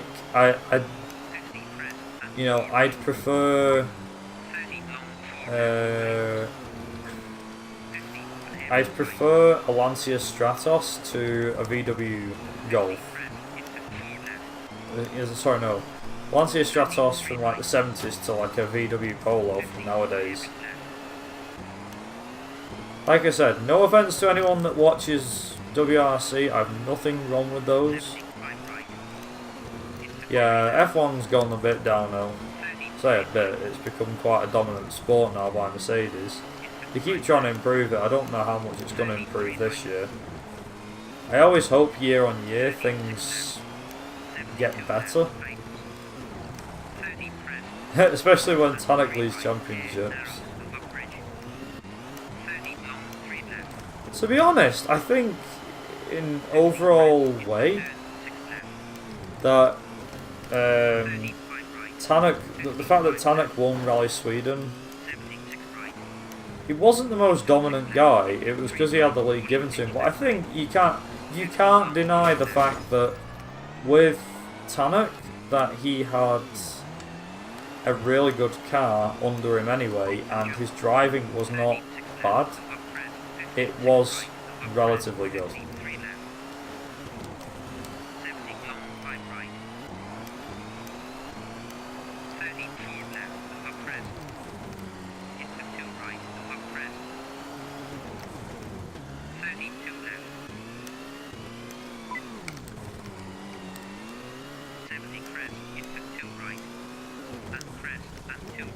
Yeah, exactly. The thing is, they've put on more devices now, haven't they, on cars, and this is like, you're talking F1 and rallying. They put on so many devices and they've took so many devices off. It's kind of hard to identify a sport nowadays.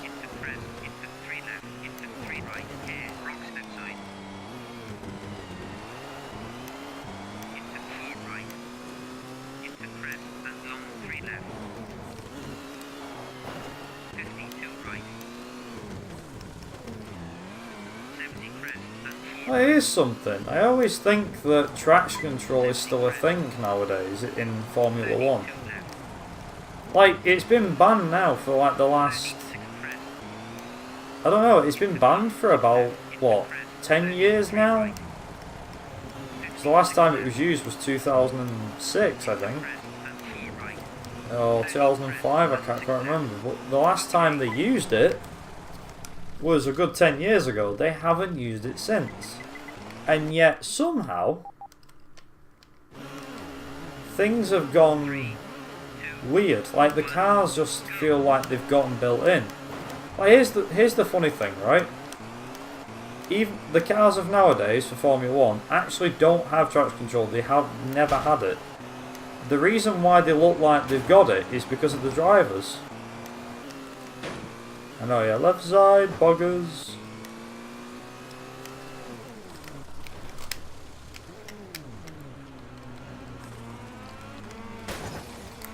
Yes, got it.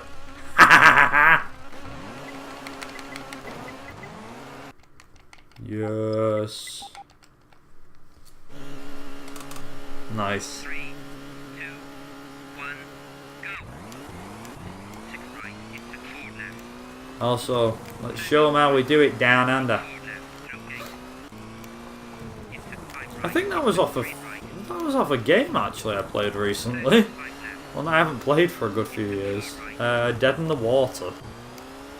I don't think many people have heard of that game here. You might have done, but if you haven't, it's a boat game where it had two modes. It had a racing mode and a battle mode.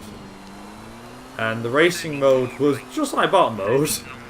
It was practically identical, but it was really good. I think it released in the US and in Europe, and maybe in Japan. I could be mistaken, but yeah, I think it was one of them games that went under the radar, to be honest, Jan.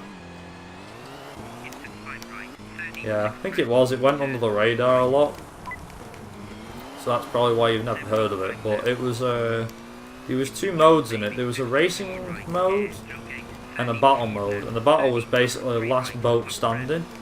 You picked up power-ups like missiles and torpedoes and stuff, and you had to fire them at your opponents and blow them up. But the map was, it was a limited structure, but you would have to drive around the map and pick up health and all that stuff. Your typical battle style of game, you know, battle game, if you can call it that. And then in terms of things like the racing mode was the same. You would have weapons, you would have nitro, which would obviously give you more power in a straight line, obviously. But the racing mode was different because of the fact that obviously you had checkpoints to pass through. And you also raced on tracks that didn't look like tracks. Like, for example, the very first one you put on is a figure of 8 track. Now, this is the first track that you get put on in the game, where you race on it and you think, oh right, well a racing one, fairly obvious, isn't it? You know, you race on a figure of 8. It's not like it's never been done in racing games before. Obviously, a lot of racing games have done it, haven't they? But then you try and do battle mode on that track, and it's weird because you're like, I don't remember how do you do battle mode on? Like you then ask that question, which is how do you do battle mode on a stage like that? You know, on like a circuit. It's really weird. And then at the same time, there's other tracks out there that are the other way around. So it's like you can battle on them because you can just drive around. Then it's like, how do you race on something like this? Like there's one that involves a waterfall, and you have to drive around the waterfall, go down to the other end, cross the checkpoint, back up the waterfall, go through it. It's pretty weird. I would show it you, but obviously I'm doing this. Maybe another time. I don't actually own the game on console. I used to years and years ago. So the last time I owned it was probably 2003, before I got rid of it. Thanks for the host, Kilo.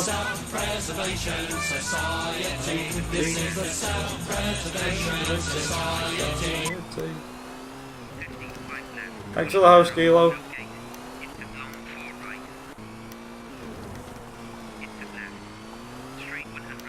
Still think that host is brilliant. I can't remember whether that was Mickey's idea. It might have been Mickey's. Or Mick's. Hey Kilo. Thanks for good luck, man. By the way, I needed to ask you a question, Kilo, about your Driver 3 run. I know you asked a while back on the Driver Discord, you asked about submitting it and verifying it. You'd need to create a speedrun.com account, then submit it, and then wait for somebody to verify it. If you want to get on the leaderboards. We can't unfortunately do that for you, we can't submit a run in your name on your behalf. You need to do it yourself, if that makes sense. Yeah, that's fine. I'm just saying that's what you should do really if you want to put the time on the board. Just do it like everybody else really, because like I said, we can't.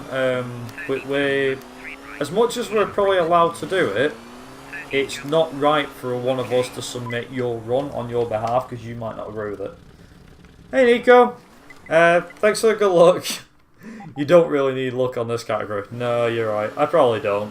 But either way, thanks very much for the good luck. Appreciate it. I'm kind of just taking the category easy, to be honest, at the moment. This run's going pretty well. Famous last words before I hit a tree now.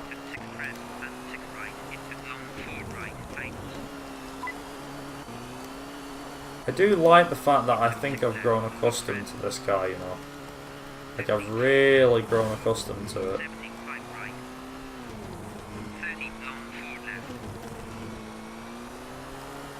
Hey, welcome back, John. Welcome back.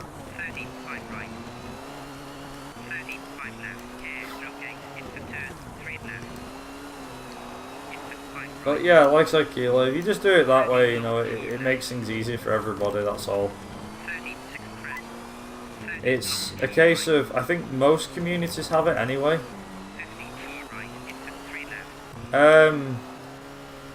Honestly, I'd probably still be playing racing games. Do you know what? That's a question that I've never been asked before, so that's a good question. I say I've never been asked before, I probably have, but in a different sense.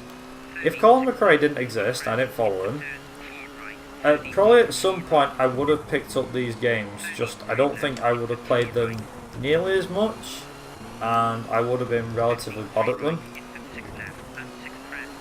And I probably would have maybe followed somebody else. One game that I still would have played though if I was a kid, growing up, I still would have played the Driver series. So I probably would have played a lot more Driver than Colin McRae, because that was probably my my second favourite game. And then probably like Crash Bandicoot 1 was probably my third favourite, although I wouldn't be playing. I didn't play that nearly as much when I was a kid. I don't play it very much anyway. Like, even though I've got like the Insane trilogy on my Xbox, I don't play it very much because as much fun as it is, I'm not too much of a fan of physics. So yeah. Yeah, I don't think I would be much of a rally fan. I probably would have got into it eventually, but I don't think I would have been nearly a Colin McRae person as I am. He probably wouldn't have been my idol for a start if he didn't exist. Let's be honest, he did exist. I mean, I think the main question you probably wanted to ask me is, if you didn't play his games, what would I be doing? Yeah, there's still Schumacher and stuff. That's true. Is the handbrake useful at all in this game? I want to say yes, but I rarely use it. I rarely use the handbrake. I always use the brakes and the engine, something called engine braking. Now, I think a lot of people know about it, but to those that don't, allow me to just give a quick explanation about this. So, engine braking, essentially, a lot of people are like, oh, I'm looking forward to this. I know a lot about cars, so I'm looking forward to how he explains it. But, long story short, engine braking, you say if I'm going too far into a corner. So, rather than having the excess speed scrubbed off via turning, you let the gearbox slow you down. For example, let's take, let me get a corner lined up. So normally you could take this at like 5th gear. So instead I could do that, change down, and it will basically scrub off speed without me using my brakes. A lot of time I use the gears and my brakes. Have to go, see you later. No problems, Ryzen. Thanks for stopping by, man. Appreciate it. Yeah, like I was saying, it often helps when you're really trying to slow the car down a lot. It's not the easiest thing in the world to get used to, but if you can master it, like do really well with it, then it's extremely useful when you're driving and such.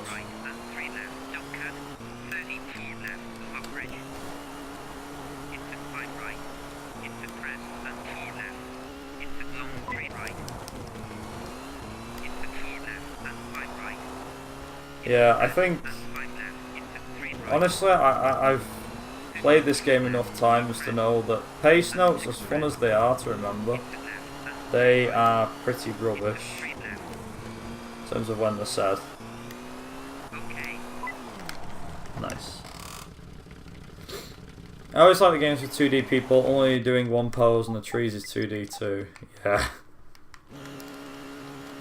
Also, I thought I'd repair the car there since we're at a service station.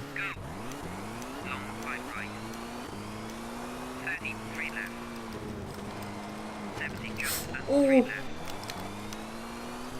Right, okay. I didn't mean to change the gear thing there.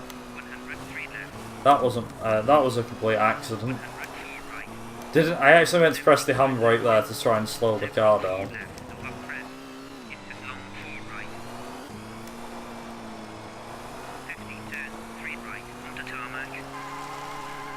There we go.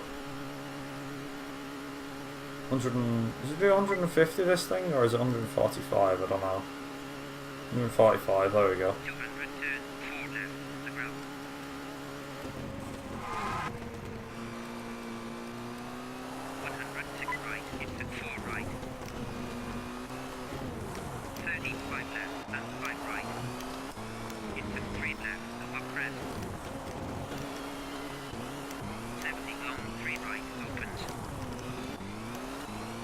Yeah, I think there's a big reason for that though.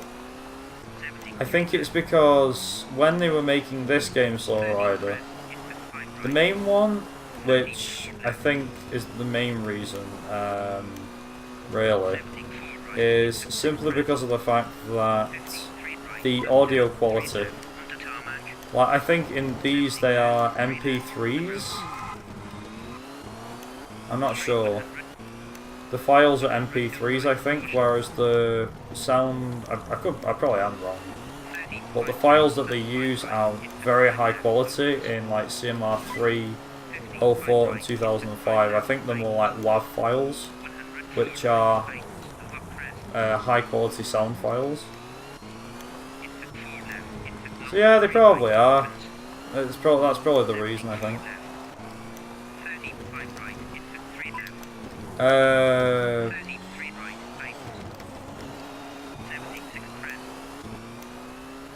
Dirt Rally.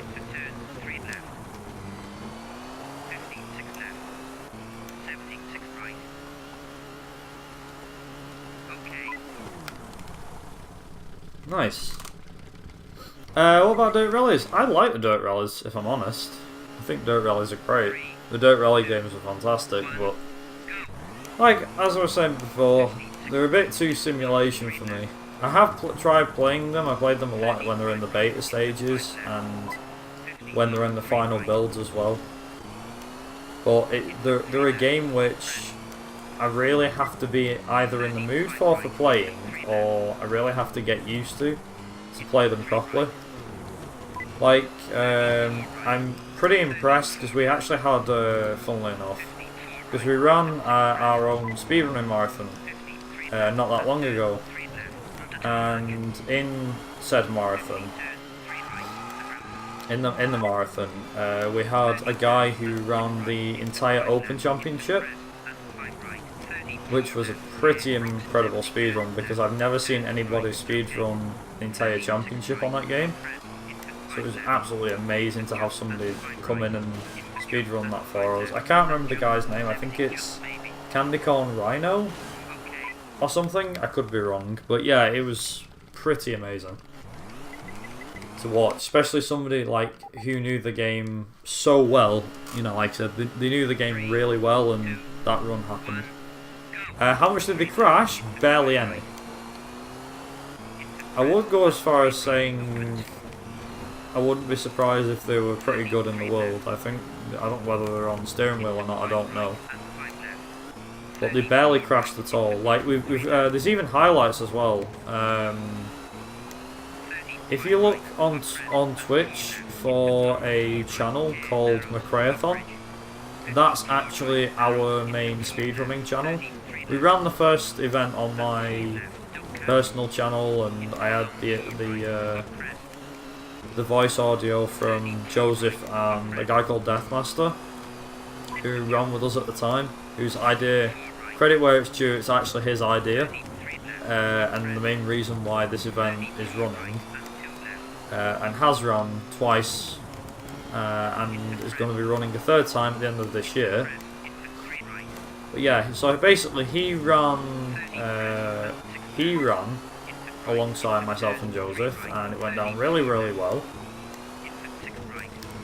And yeah, it was a really good event. Went down extremely well, and yeah, we ran the second one recently, and that went down a treat. And we've got a third one coming up in November. But yeah, the main channel, which is literally called McRae-a-thon.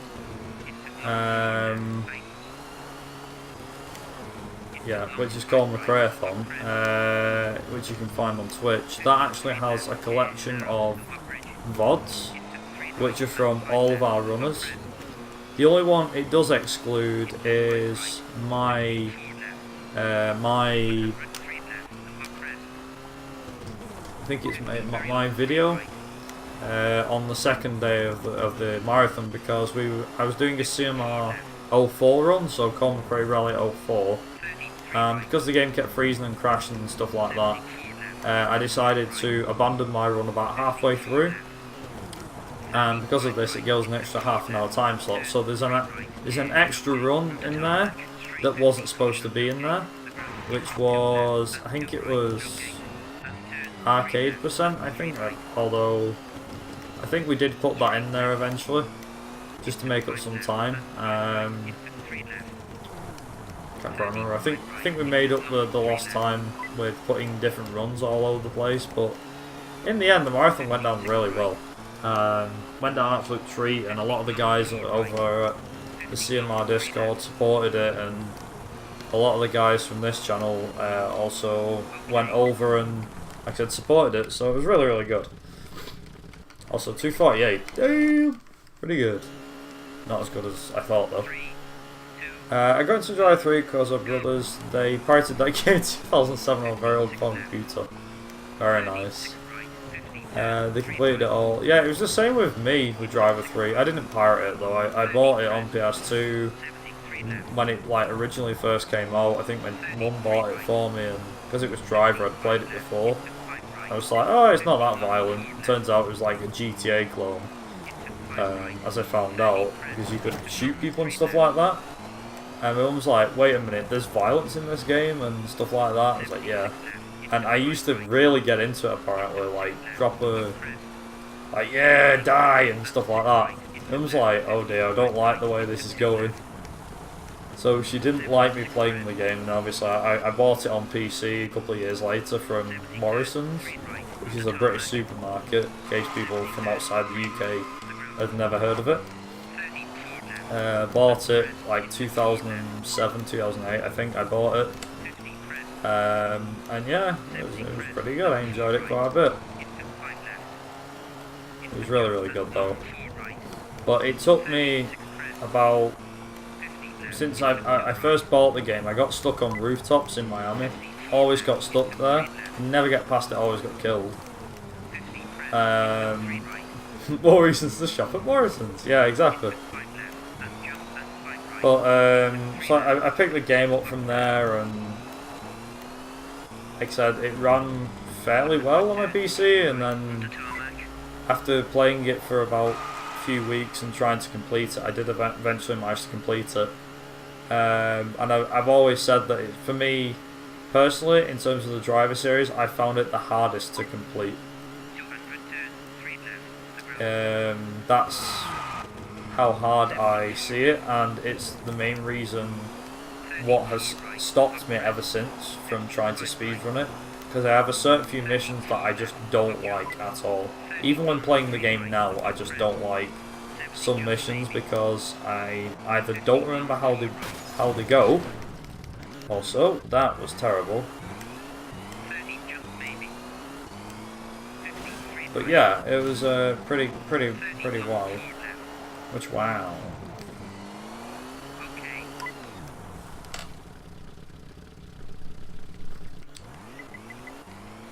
Yeah, pretty bad. There we go. That should do it. America, Drive 3 is for 16 plus, Driver. This game is goddamn 18, don't ever let teens play these. There's crap tons of bugs and... Yeah, I remember how they made games different back then. I was like, oh, we shouldn't let kids play these games. But yeah, I remember playing Driver Parallel Lines a couple of years later, you know, a couple of years on. Yeah, I really enjoyed that one. A lot of people despise it, and it's like, oh, it's not part of the Driver series. Yeah, alright. It's a spin-off from the series, but hey, at least it had a good PSP game made with it, which was Driver 76, which happens 2 years before the game happens, which is nice. Oh, I remember that, yeah. You play GTA, you'll be a murderer and stuff like that. Mr. Mary, hey! How you doing? It's the BBG. Well, I was going to get my name changed to Viper, you know, recently, and I've been thinking about that a lot. I'm like, should I get my name changed to Viper Racing? Because it is my YouTube name, and a lot of you guys call me Viper, so... Also, are we ready? Wait for it, wait for it, wait for it. Whee! Straight across the water splash. Yeah, exactly, I don't. All those things. Personally, I think it's whatever your mind believes, that's the reason for it. If you believe that by playing GTA you'll be a murderer, there's something wrong with you. You shouldn't read into these games. All it is that it's people that read too much into it and see it as, you know, they see it as, oh, this is realistic, maybe I can try it on the streets. And it's like, yeah, pretty much, it doesn't work in the real world.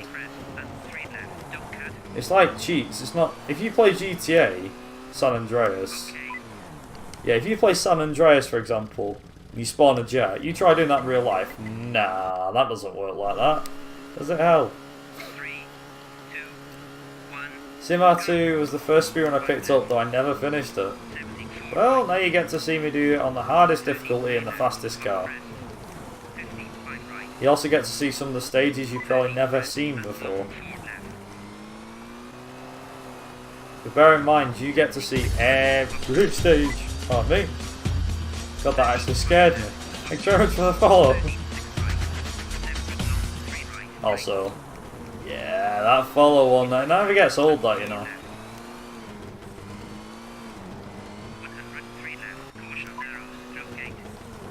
.205.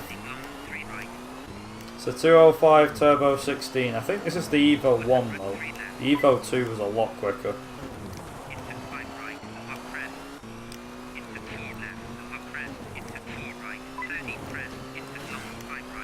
I know you can do this. You can do this stage in less than 1 minute, but I've never been able to pull it off.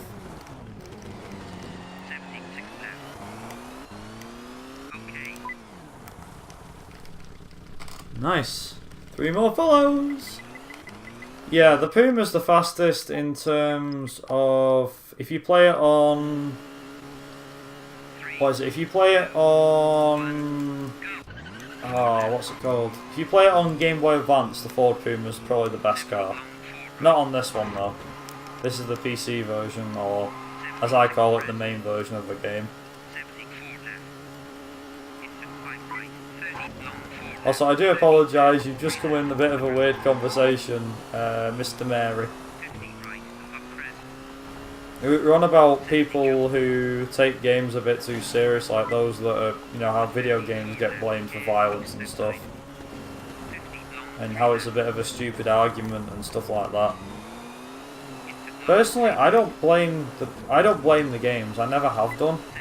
That's probably a bit biased coming from me because I'm a gamer, but like, there's a good type of influence and a bad type.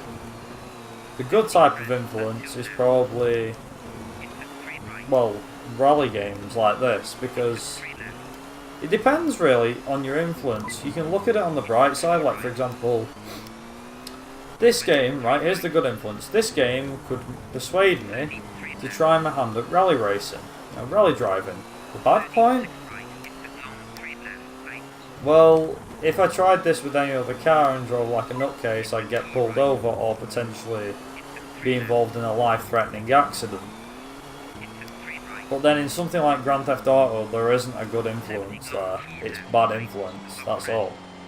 But a lot of companies see it as, oh well, if you shoot people in this and all that, it's...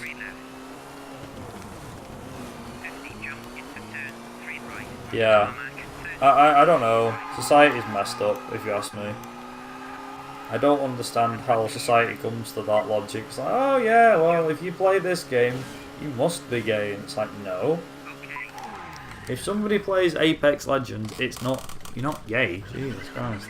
Or homosexual. Well, anyway.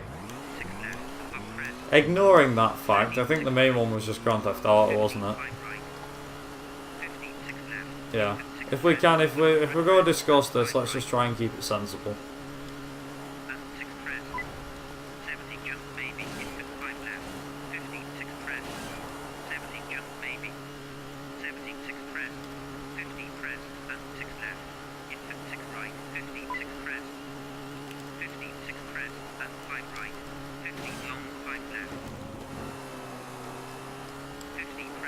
But yeah, Mr. Mary, I think if I pronounced that right. Hope you enjoy your time here in the stream. And it's welcome aboard. It's nice to have a new follower and a new person joining the crew. I don't really have a name for you guys. We discussed about what to call you guys. I don't want to call you like the Viper Pack or something, because that just sounds the same and a bit cliched. I think someone suggested, I think I suggested Viper and the Cobras, and people were like, nah. What about Viper and the Adders? I was like, it has a ring to it, but not a good ring. It's not great. But I can never remember what we can actually call you guys. Yeah, welcome aboard.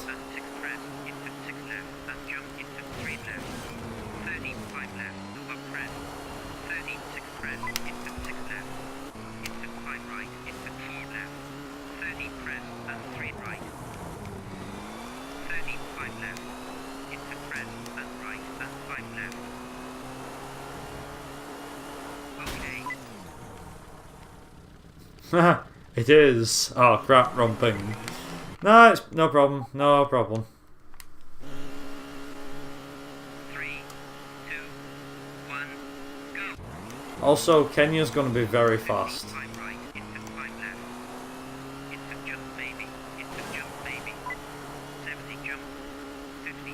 I say Kenya's going to be fast, but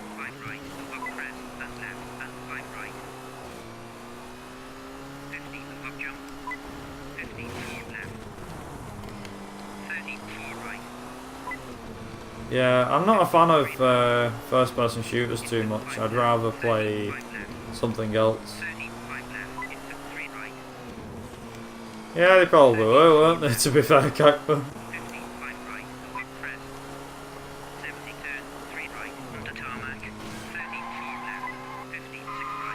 Oh, God, come on. Can I do it? No, I can't. I was like, 48 seconds? No. To be fair, there's a lot of... Well, I think you could probably go the fastest in some cars in Finland, you know.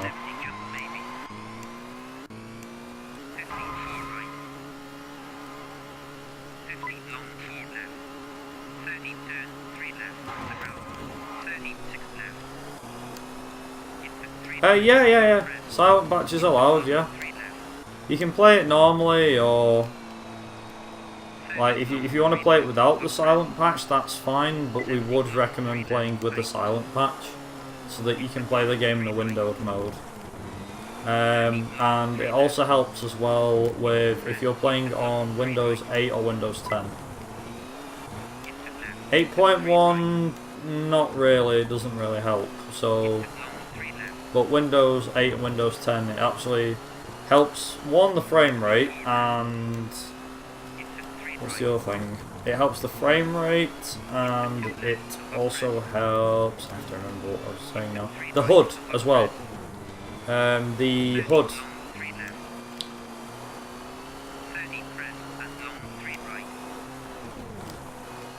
As well.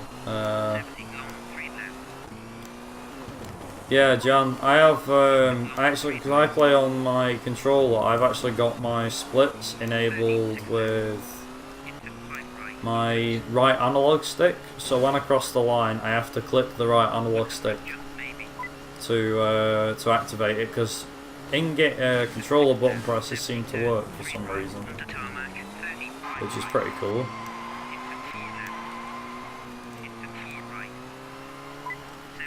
Yeah, there's an idea for next time if you decide to run it. If you're playing on a keyboard, it is a pain.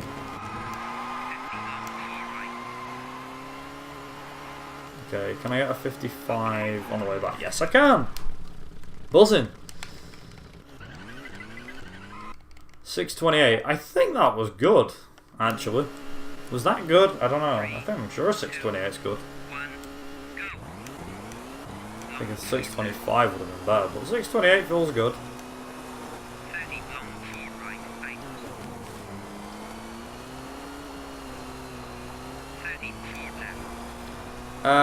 Good question, Crackler. I don't, unfortunately. I don't use the longer gear ratios. The reason why I use the long gear ratios that I use for most other rallies is simply because of the fact that your car has a good amount of acceleration and a good amount of top speed as well. Whereas if you do it on the longest gear ratio, you can get up to the highest top speed ever in this car, but there's a problem. There's not enough straights on a lot of the stages, and it's only useful on one of the stages where you can actually reach the highest top speed ever. I think the highest top speed you can reach in this car is 160 miles an hour. I do believe, I could be wrong, it's probably about 155, but I think it's about, it feels like 160. I think that's an adequate top speed.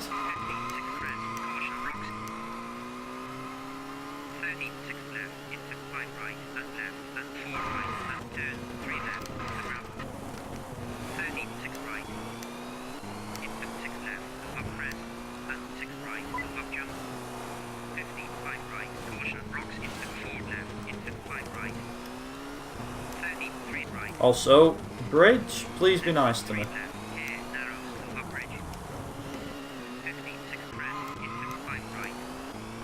What? You did an intermediate run for G? Dude, that's awesome. I was actually, funnily enough, I was speaking about that before. I was like, I should do like an intermediate race against Joseph. That would be a lot of fun. See who could complete the game first.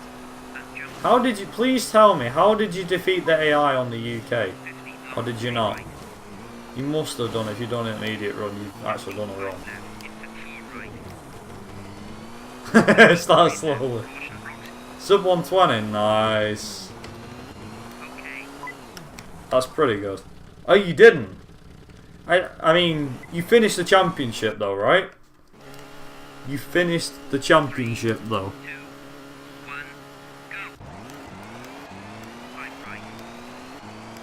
Yeah, exactly. Did you use the Puma by any chance? The Ford Racing Puma? You got 15... Oh my god, you're so lucky. I tried it in the... Mind you, I tried it in the Focus. And I sucked. I couldn't even beat the AI at all. I tried like 3 times to beat the AI and it was so bad. Jesus.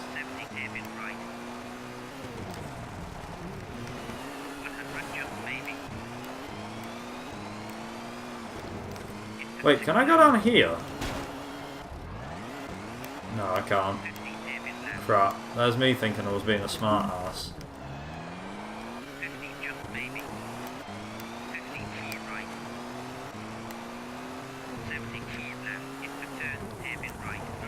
Right, okay, I'm doing this.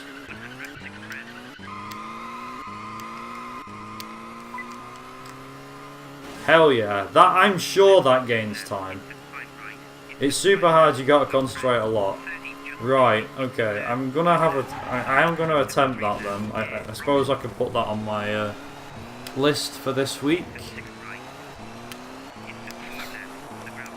I might stream it then this week. I do want to do WRC2 Professional. Yeah. I did I think I won all of the intermediate rallies when I did the intermediate championship the other day. I did win all of the intermediate rallies. 119's pretty good. Do you like collecting game CDs? Physical copies of the games? To be honest, I'm kind of odd about that. I say classic consoles, the ones that I own, like the PS1 and PS2, yeah. But then the other ones, for example, I'm kind of like 50-50 on them. I'm like, yeah, I like collecting games, but then I'm like, no, I don't. Oh, damn it. I think it's sub 220, that's so. What? I could have been sub. I could easily be 250. 3, 2, 1, go. Yes, it did, yeah. Although, for the sake of things, we discussed about coming up with a solution, which was that, considering it crashed on, I think it was Australia where it crashed, we decided that if he does Kenya and the UK, technically, that is the game done and dusted. Like, as long as he does Kenya and the UK, which are 2 rallies that he has to complete anyway, then it's fine. It was awful as well because his stream went down on my side as well, so that was another thing because I was the one that was hosting it on the internet. So got to go, have fun. Cheers, Jan. If I don't verify it, then Lucky probably will. We'll watch you run, by the way, later on your sub 130. Congrats on sub 130 again, by the way.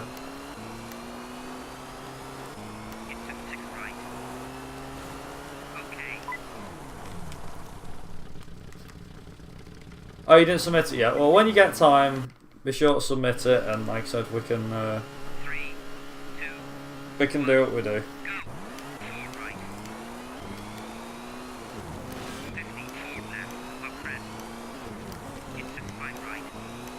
Yeah, to be honest, I've always used Visual Boy Advance rather than the Visual Boy Advance M. It's never crashed on me, Joseph, that's the thing. I'm just saying for the sake of things here, but mine's never crashed on me. I've yet to experience a game crash. This one, funnily enough, you know, after I did that expert run the other day on this game, on Sunday I think it was, this game did actually crash on me. Also, we have rain. Holy moly. Have you... yeah, I probably didn't see you comment. I do apologise.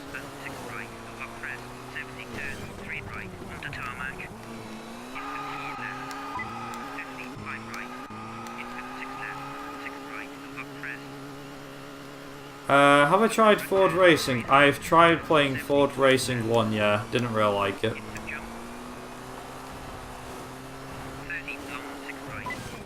But I have played Ford Racing 3 and Ford Street Racing, and I like them games. They're good. Also, it's I've never actually seen rain on Kenya before, so this would be a first for me. This is actually, I think this is a first, unless it happened in my crappy intermediate PDA I had a while back. The fact that it's raining in Kenya right now, either this game just wants to troll me before I get to Italy, or it's giving me rain now so I don't get it in Italy. Maybe this might be a bad omen. Yeah, like I was saying, after I did my expert run the other day though, the game crashed. I went to exit the game, after I'd stopped the stream and everything, I went to exit the game, and it said, CMR2.exe is not responding. What do you want to do? And I was like, close the program, please. It was really weird because it doesn't usually crash. Like, you know when I did that 100% run a few years ago? It didn't crash once, and I was gobsmacked that it didn't. It was unbelievable. Unbelievable.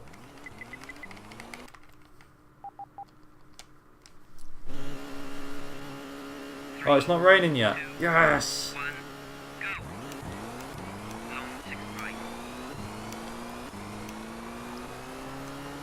Watch it start raining now. Immediately start raining.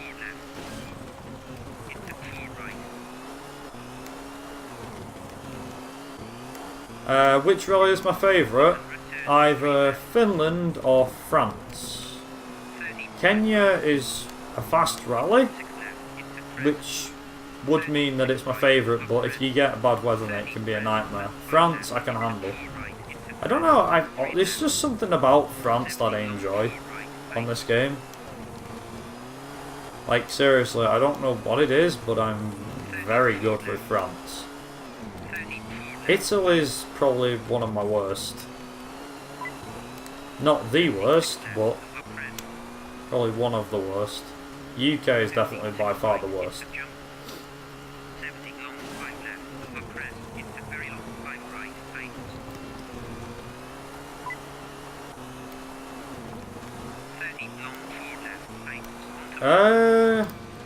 Wasn't London Racer, was it? Kilo? Or Paris Marcel Racing or something, was it? Is it raining again? I bet it is. I think I can see drops of rain. Please don't rain. I don't want rain. No. Stop. Don't rain. Be dry, please. Just want it to be dry. God damn it.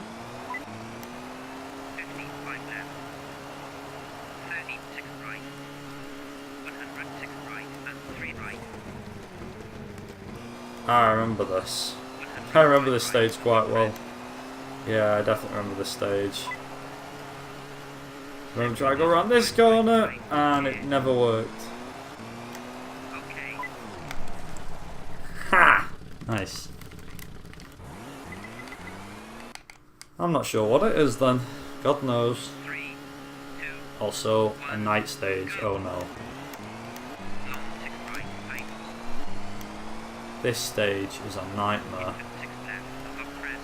Remember how many times I practiced this when I did a modded gameplay speedrun. Paris Marcel Racing? There's another one as well. London Racer World Challenge. Or London Racer Destruction Madness. There's them games as well.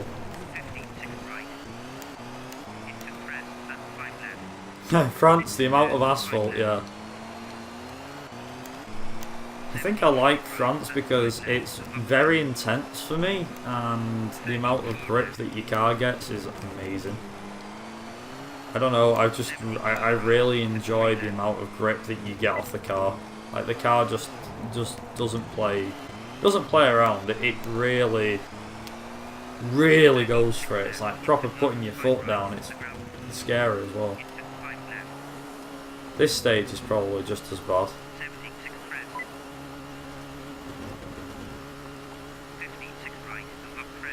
Also, there's light at the end of the tunnel. There we go.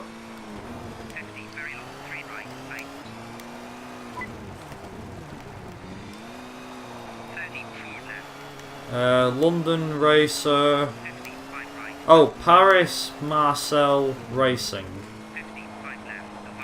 I don't know how you spell it. I don't know. It's basically London Racer, but it's set in Paris. The game developers were pretty lazy. They got like several games and renamed them. They had like several games, had the same game as the base, and then changed some of the cars and drivers by changing their costumes and adding a few extra tracks in. And they sold them off as several different games, which is pretty funny actually. Now that I think about it, it's no wonder that the company didn't last. The one that made these games, although the games are now seen as memes. So, yeah, nice.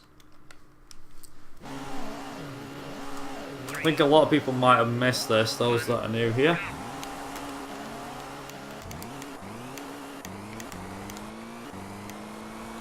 Right.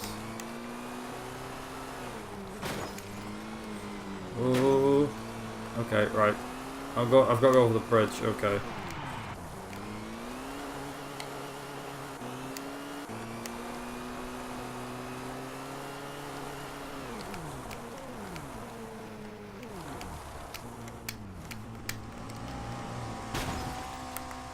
Hey! I won't get you! Yes! And I haven't got rain. Yes! My luck just increased.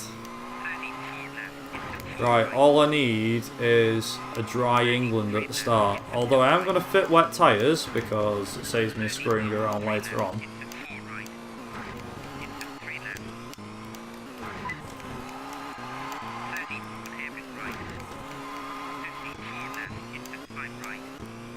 Yeah.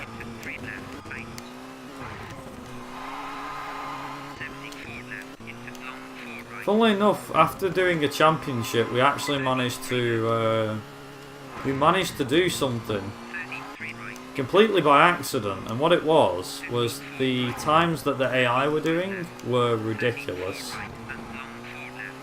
Like, we were hitting cars a lot faster, and when we were hitting said cars, it was giving us times like 30 seconds quicker, and it was also disqualifying them as well. Also, this is where the real test comes in.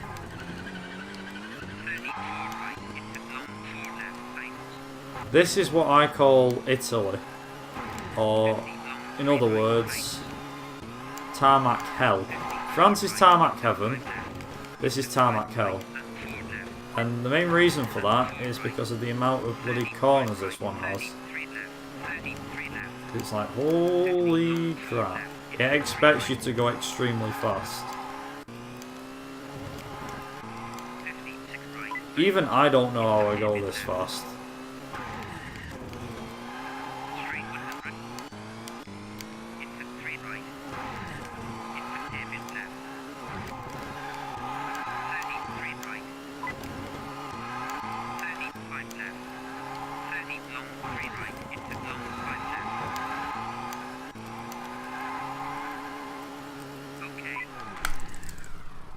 Bloody hellfire, how far did I stop? Good God. Also, that was a PB time. Yes! Also, this is what we call maximum concentration mode now, because literally, I would say, let's see if you can see why, but if they've got millions of corners, say millions, if it's got a lot of corners, you tend to concentrate as much as you can.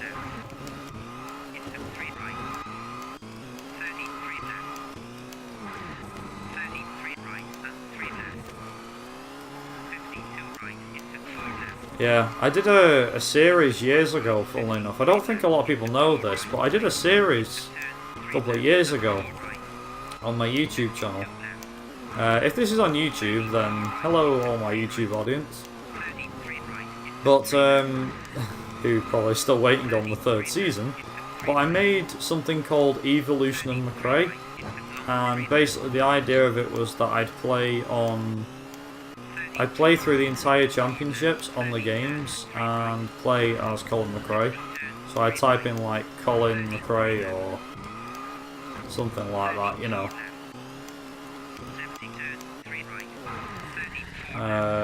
And basically we'd race in that car, or a car for that game. So for example, in the original, well, that was nice. I didn't damage the car at all, that was awesome. How I didn't damage the car, that was smooth. Anyway, what we're saying was, so I did this series, like I said, called Evolution of McRae, made trailers for it, and so on. And like I said, it was about getting through the championship and playing as Colin McRae. So in the first game I drove his Subaru, so in Colin McRae Rally 1 I drove the Subaru and had to win the title, and that was essentially replicating his 95 championship. Then in Colin McRae Rally 2 I played through the entire Expert Championship on... the entire Expert Championship in his Ford Focus.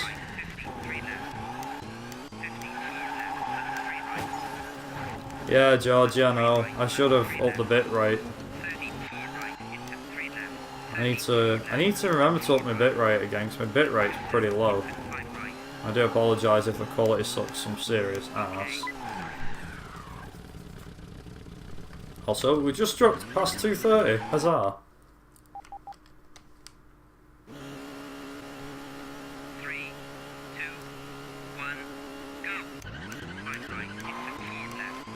I bet it is.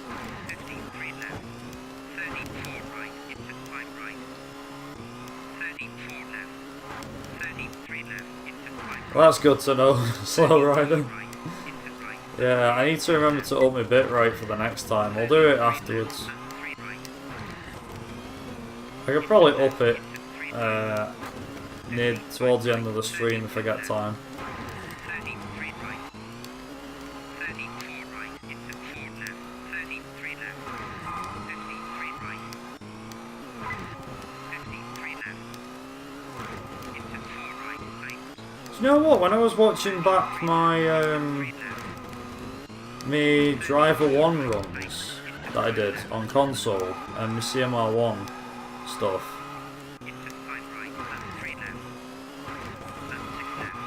1500, Joseph. It's usually about 2500.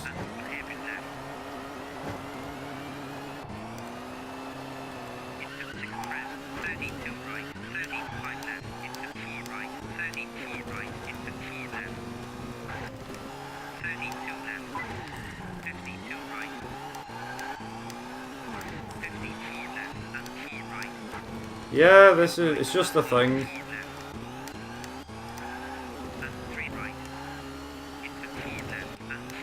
The game runs at 60 pretty well.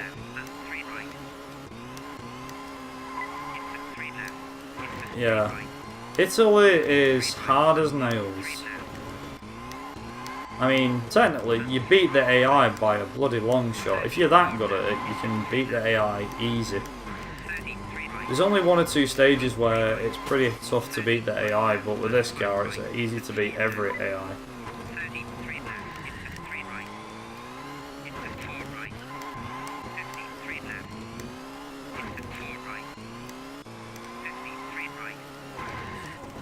To be fair, Georgia, I usually have the bitrate at about 2000 or 2500. That's probably the best I can do normally. I used to have it at about 3000, then the internet kept dying off and...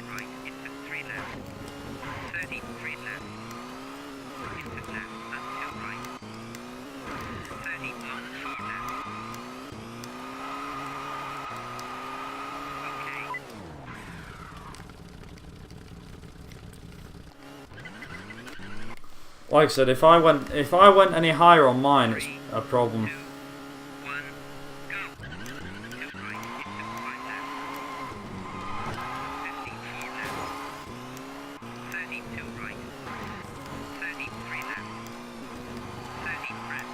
Well, I record at 20,000. Right, here's what I record at. When I do record stuff, I record at 20,000 bitrate. But when I stream, it's at about 2,000.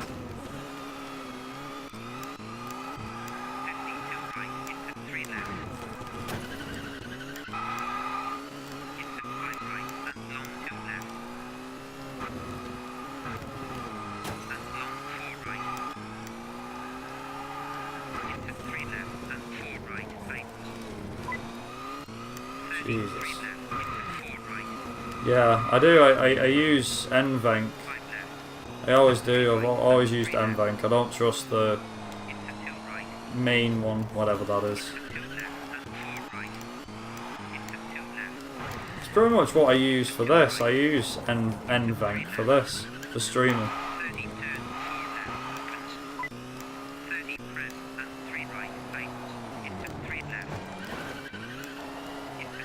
I think I recorded like a 3-hour video. I think it was 1080, 60 FPS, and it was at lossless quality, and it came to about 30 gigabytes.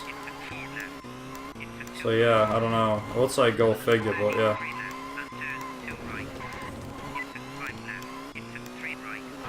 That was using OBS, and it was using the settings that I use all the time. I think it was lossless, I can't remember. It was really good quality though.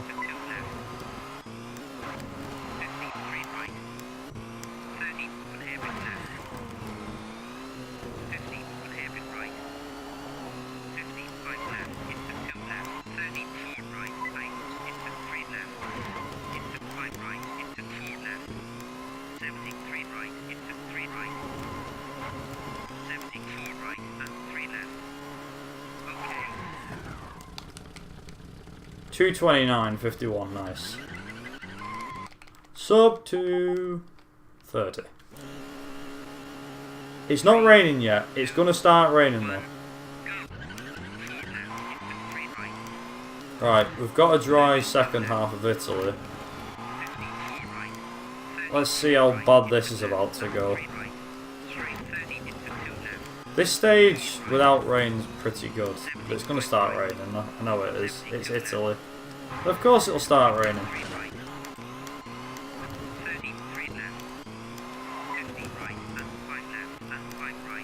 Whilst you guys are talking, I'm just going to concentrate on the game if that's alright. You guys talk about whatever you want. I don't even remember what version of OBS I'm running. I'm running OBS Studio.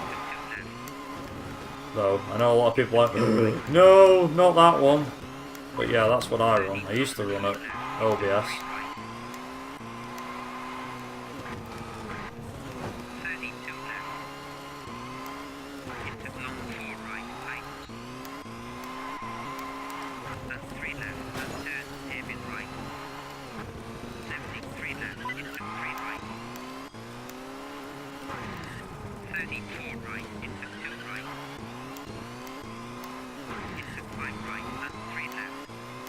I probably need to download the OBS update then, if that's the case. Oh yeah, Streamlabs has changed a bit lately. Now that we're talking about social stuff, yeah, I noticed Streamlabs has changed a bit. Only a tiny bit, like where you can find all your goals and stuff, your donation goals and...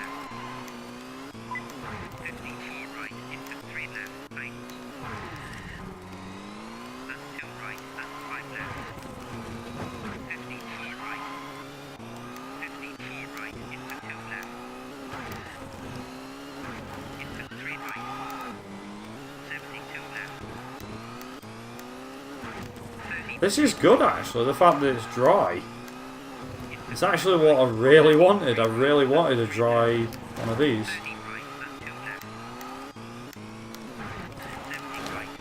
Good. Right, okay, this stage is fine. The next stage, as long as it's dry, should be fine. We'll do some pretty quick stage times, I think.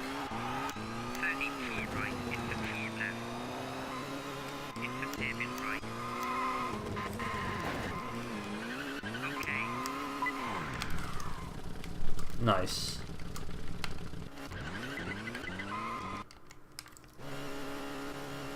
Right, it's going dark. That's not a good sign.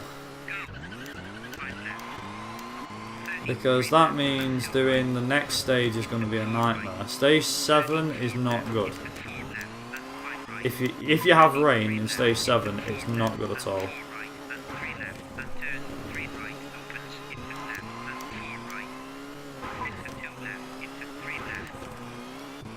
Bloody hell, I wish my upload was even a fifth of that. I think my upload is about 3 megabytes per second. I think I'll be lucky to even get 5, to be honest. No, I wish I wasn't, I'm not kidding, I wish I was.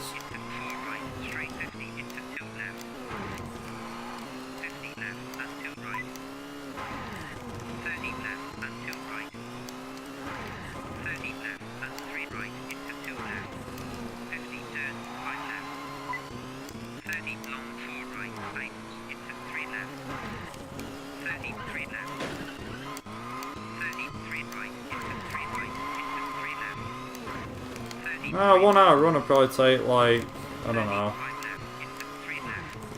Depends really on the file size. Probably won't take that long. I think, is it going to be dry? Nah, surely not. Oh, it's going to rain. It is going to rain. If it's like this, it means it's going to rain. Oh, I can't wait for stage 8 then. Jesus Christ. This is going to be an absolute nightmare.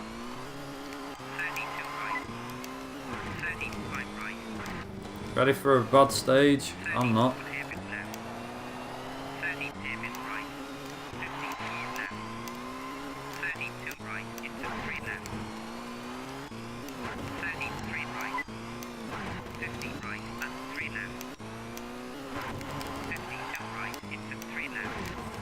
Here comes the rain. I did say it was gonna rain.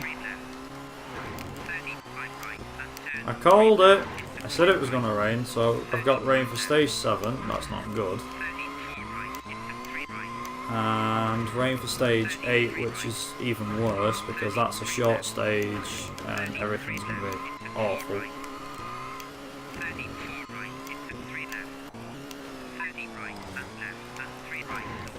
Right, the quicker I can do this stage, the better.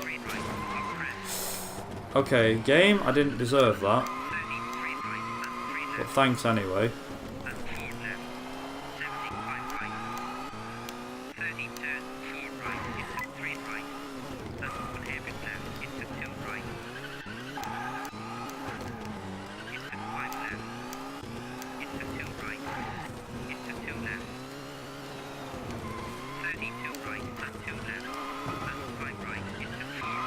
I did say it was going to rain, and when it's going to rain.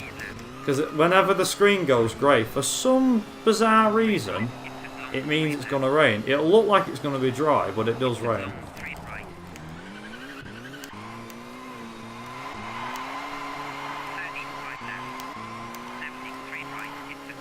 Oh man, I wish it didn't rain. This is why Italy is so hard. Because it rains, and I don't like it when it rains. Also, can I get this right now? I can get that bit right. Can I get that bit right? Oh, yeah. I can. Oh. Okay, come on.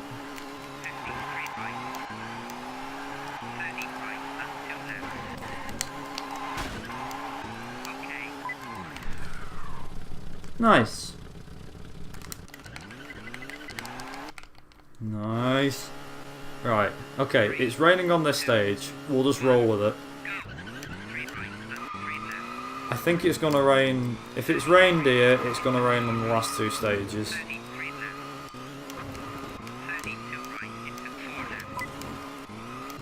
It could be dry, but I'm gonna guess it's gonna rain. When you get rain in Italy, it stays with you. It does not move. Also, allow me to introduce you to probably one of the worst stages in Italy. Well, second worst stage in Italy, actually. This is not the worst. I thought it was, I just remembered. No, there's a worst.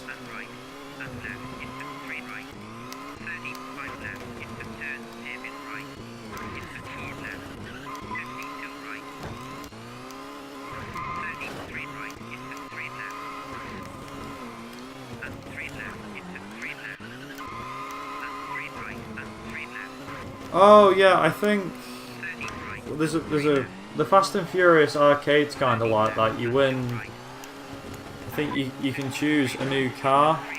I'm not sure though. A new part for your car. You pick a car, type in a custom pin, and then it works for whatever pin you've got. I think. Right. Okay. It looks dry. Oh, it's gonna rain. Oh, I get round 2 of this now. Oh boy. Can't wait for this. Oh, Jesus. The reason why you're like, what do you mean you can't wait for this? Just watch. It will do it again. It will do it again. It'll rain.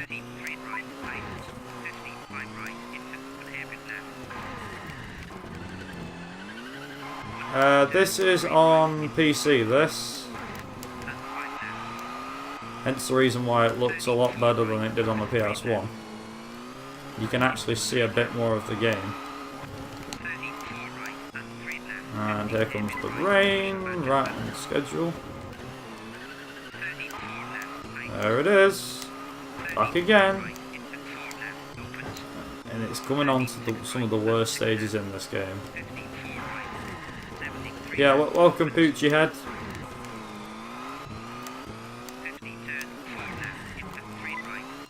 That bloody corner always throws me off. Not this time, it doesn't.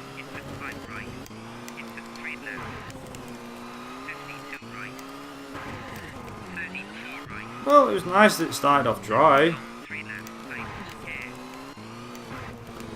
33 right, into 53 right.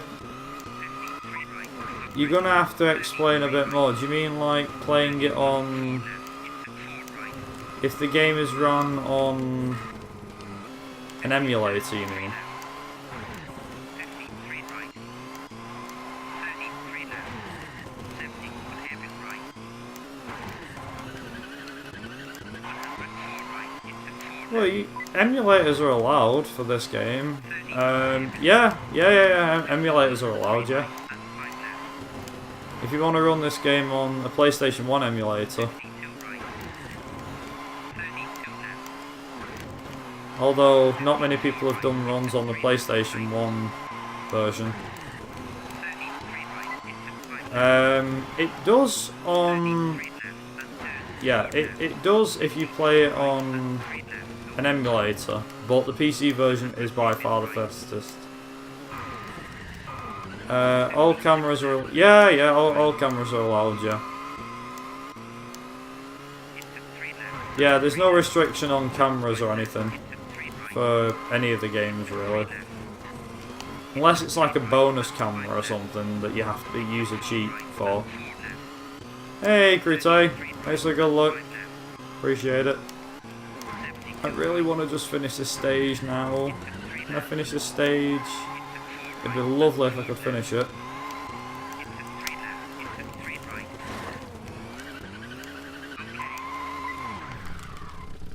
Right.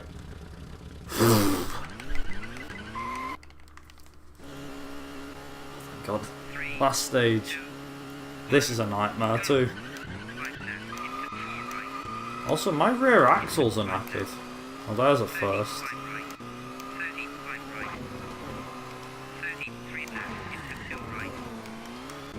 McRae Rally 2 versus Dirt Rally 2. Yeah. I believe it came out today. Someone was saying before it came out today.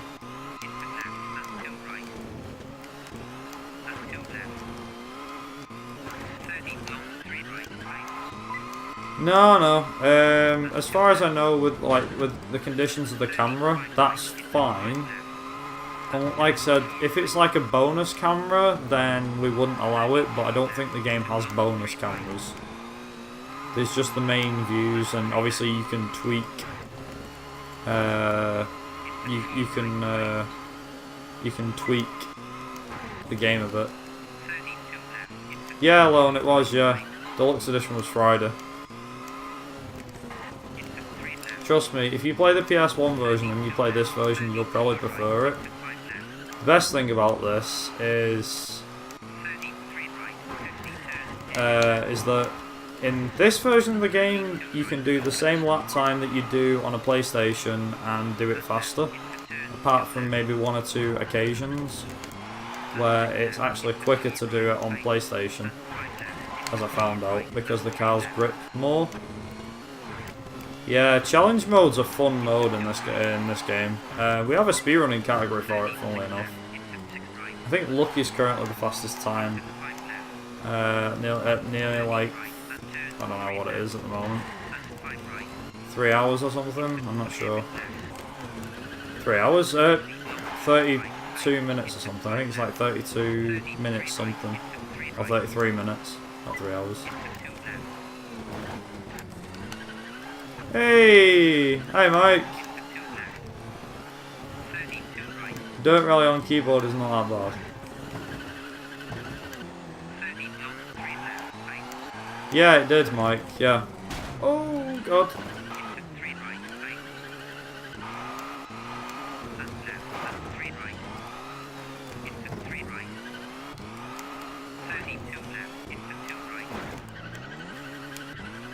Yeah, Mike, if you end up speedrunning that, then you'll have to let me know.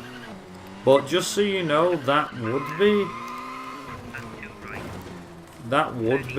a run of this game.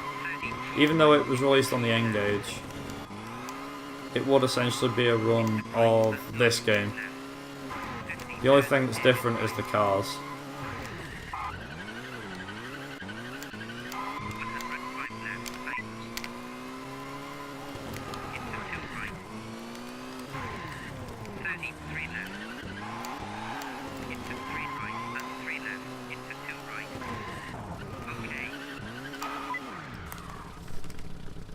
Nice. I do not plan to buy an N-Gauge yet. Is it raining? No, it's not. It's dry, surprisingly.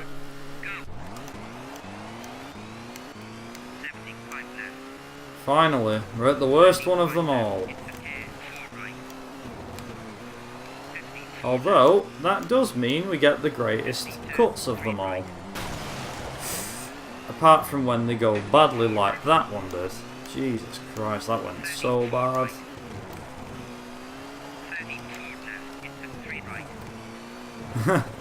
Thanks, Mike.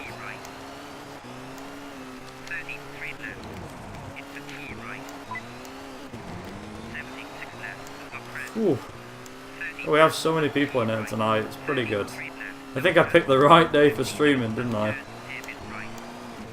I nearly did, do you know I nearly ended up not streaming today, so that would have been a shame.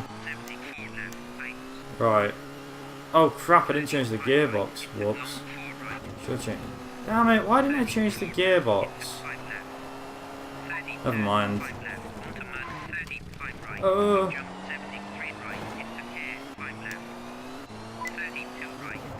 Also, people get to some people get to see how broken the UK is.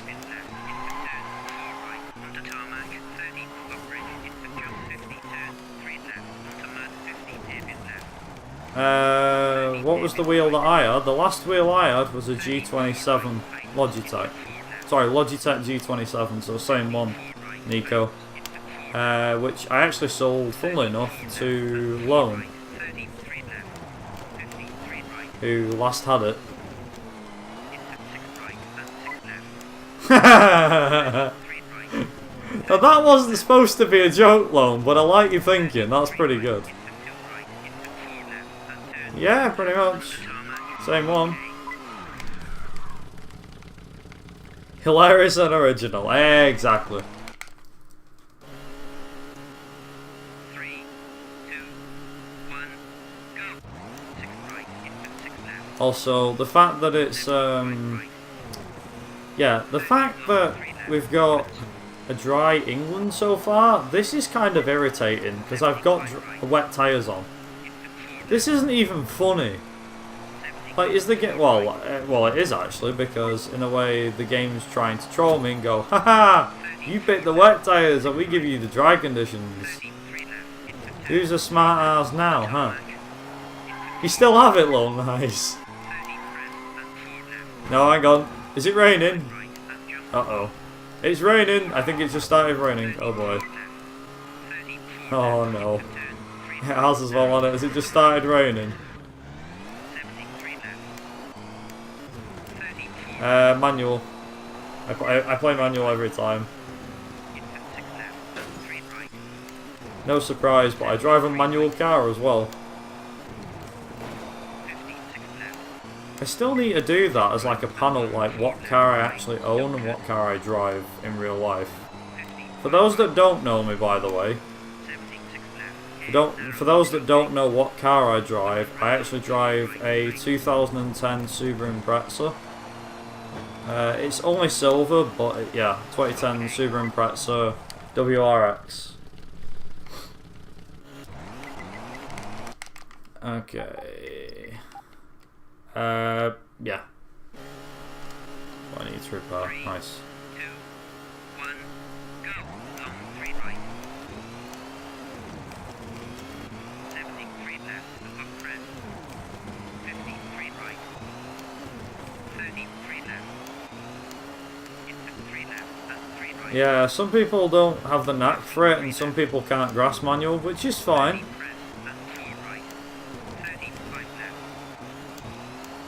Don't get me wrong, right? I don't think that anyone that uses auto is a bad person. I was there. I used to drive a lot. Nice. Nice. Yeah, I used to drive a lot in automatic gears and then switched to manual a couple of years ago when I started doing league racing on Formula 1. F1 2013, I think, I started eventually learning manual gears. And I came back to my old racing games, I was like, I wonder what it's like if I use manual gears. And for most of the racing games that I play, I always play on manual gears. And I always have the same button presses as well. But I think this game, most of the games that I play are... They use the shoulders.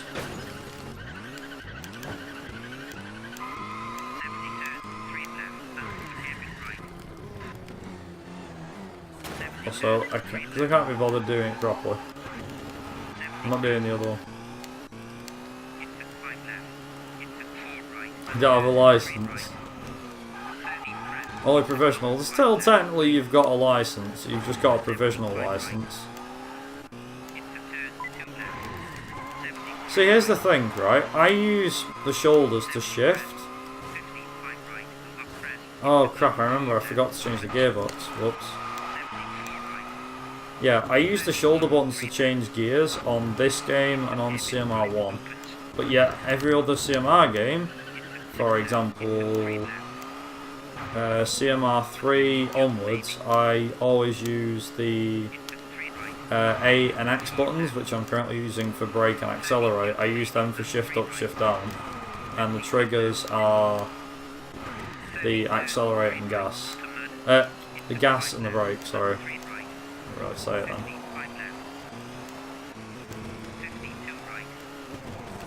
X and Y, change my mind. Yeah, this game is really trolling me today. Like, seriously. It's giving me a dry stage 3. Oh, you're back. Thanks, Forza 2. Yeah, Forza 2 was weird. I still can't get used to that.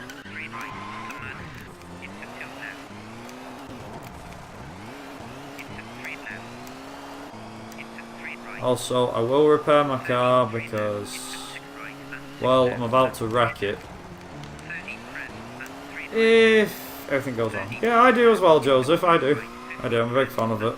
I might actually stream that one day. Because I would genuinely like to stream that game again. Because I streamed it a long time ago. Watch this now, it respawns me.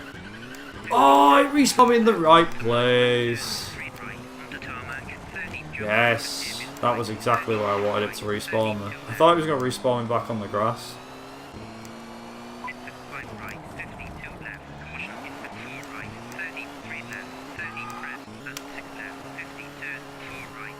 Wow, that is a real kick in the teeth for a novice run. A dry UK. Seriously?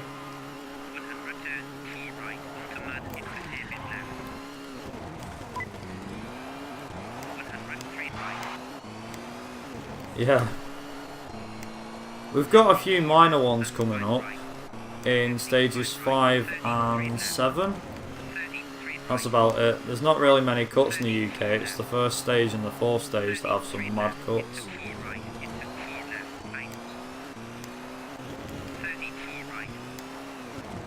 Lucky on Suicide Watch. Yeah, I know, yeah. He's like, how? How? I remember all the times he used to say to me, like, how does he do that? Like, how do I what? How do you get such good RNG with the UK? I don't get it. It's like, yeah, sorry. Just what I do. Nice. And that thing just died. Right, okay. I'm putting the gearbox up. I'm repairing the gearbox and turbo. Right. It's raining! Yeah! I'm glad. Thank you, wet tires. Thank you. Right, this is why I had wet tyres. Thank God. The wet tyres are finally coming useful. It's like, oh no, it's rain. It's fine, we've got wet tyres. This is what they're made for. I'm actually excited. I'm actually happy that I got rain. This is what wet tyres are made for. Dry tyres are not made for this crap. Logs. Oh my god. Stop it. Please don't hit the logs. Oh, hey Lucky. So we just got a dry UK, stages 1 to 4. That was pretty unfortunate. We were just talking about you, funnily enough. Like, yeah, I got the dry UK stages 1 to 4. But it's raining now, so it's fine. It's leveled itself out. The run's gone alright, to be honest. It's a first run as well, Lucky, so I wouldn't read too much into it. I am trying my best. But, oh. I am missing cuts though, as you can see.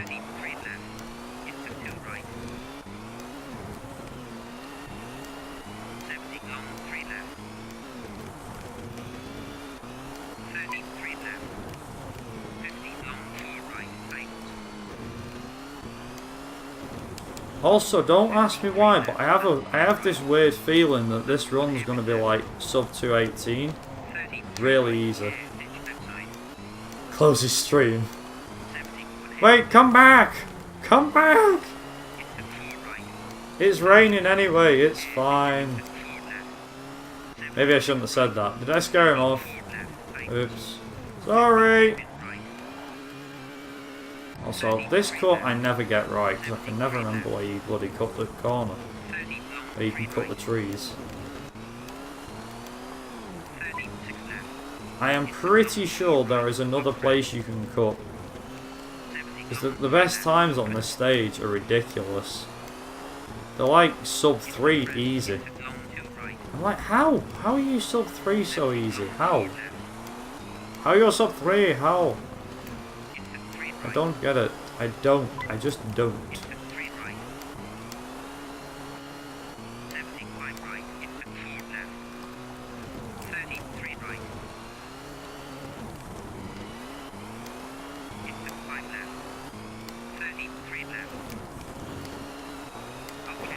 And now I know how. There you go. There's a sub 3, I guess. Well, that beat me PB by a bit as well. Oh look, it's gone dry again. How? What is going on? I mean, I can't complain, but what the hell is going on? Thanks UK, thanks for being nice tonight.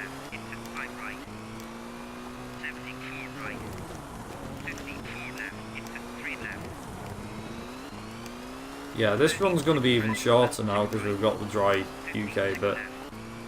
Like I said, I want to see how long this goes for though. If this goes all the way to the end, there's no doubt Lucky's done. And yes, I know Lucky, I know you're here.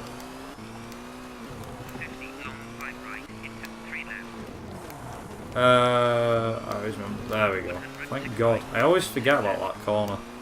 Such a pain in the ass.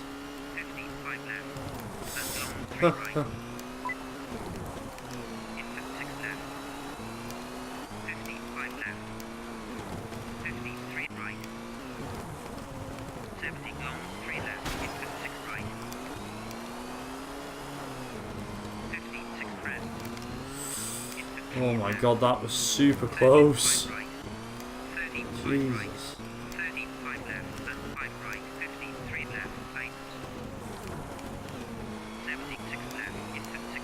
I think I know what this part of the track is, actually.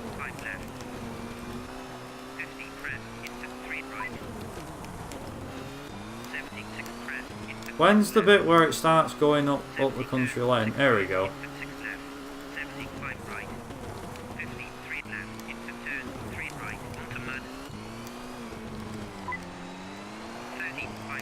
Right, okay.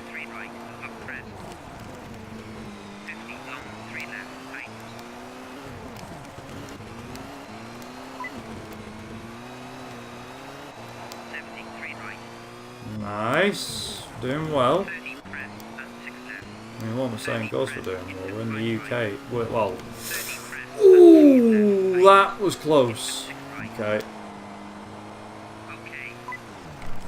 That was seriously close.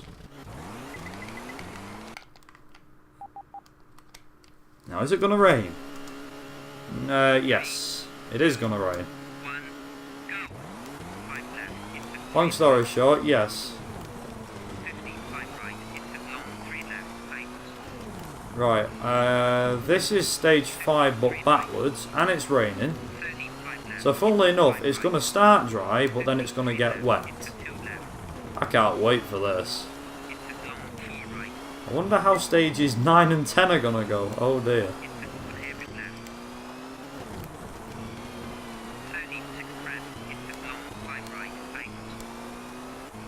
Yeah, but do you know what? I've realised something. You can now tell what the weather's going to do.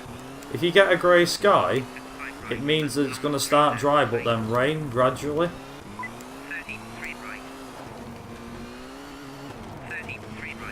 If it's not raining straight away, then it's just you're just gonna have a grey sky.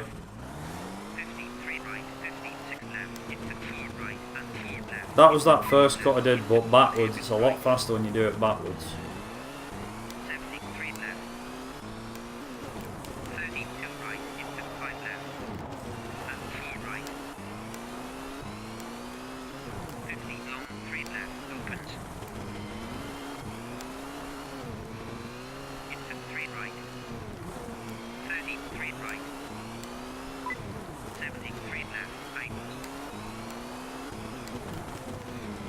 Yeah, I probably would too, to be honest.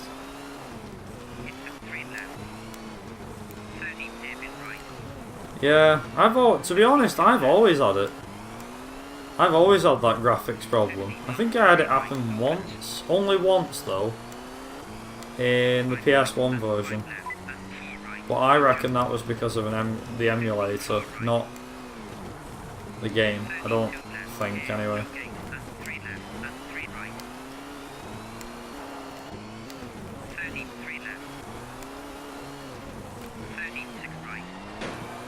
Oh yeah, I hate stage 10 of England. I think it's bloody horrible.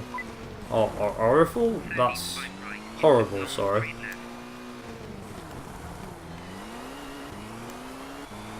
Right, we're at stage 7, right? Yeah, this is gonna be sub 320. Easy. Because I mean, there's only, the next stage takes a minute and a bit. Then stages 9 and 10 take about 2.5–3 minutes apiece. Oh yeah, easy, we got this in the bag.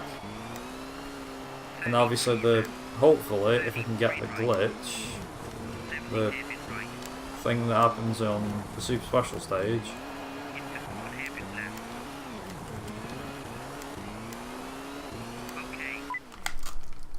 Finally, that's good. I know, yeah. It's all trees they're chopping down, that's what it is. It's not raining. I don't know why.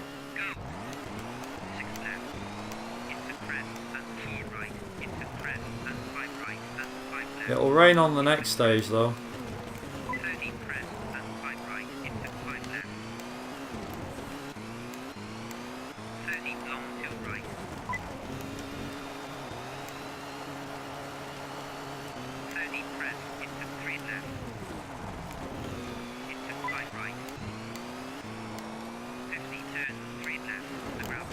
Yeah. Oh! Saved.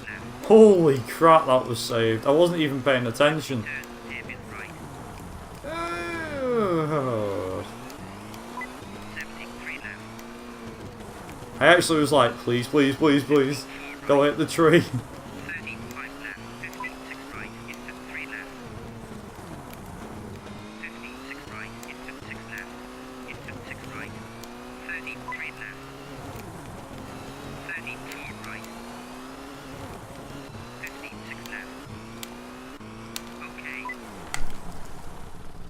Nice. That was a PB. And it's raining. Right. This is my favourite stage in the UK. This is my favourite stage in the UK. I love this stage. It's got just the right amount.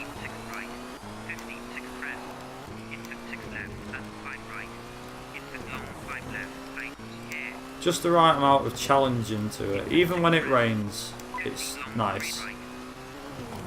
I have tried like cutting corners and stuff on this stage, but it's not possible. There probably is some big cut in this stage that I'm missing. Favourite stage in the entire game, probably this one. Even though I only play it every now and again because it's on expert mode. It's probably my favourite stage.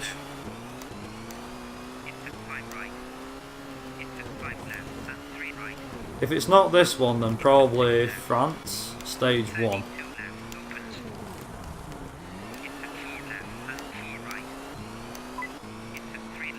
Probably one of my worst is Italy stage 10. I think Italy stage 10 is the worst.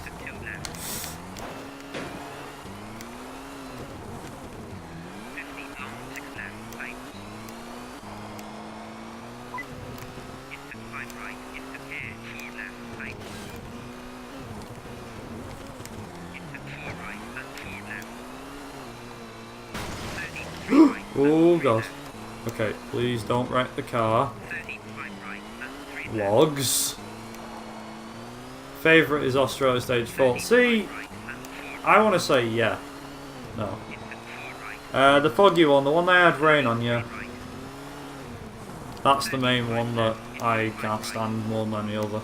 Although, like Lucky said, Australia stage 4 was probably one that comes to mind. Yep, logs. This is another bad thing. Well, I'll say another. It's a bad thing, but it's challenging as well. Is you probably could go pretty fast through this part of the stage. This bit you can.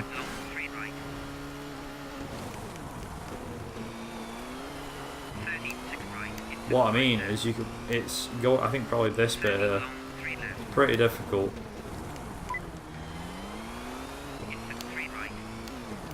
Although I'm making it look easy. It's about, I'd say it's about keeping close, to be honest. Otherwise, as you saw, you pretty much go into the logs.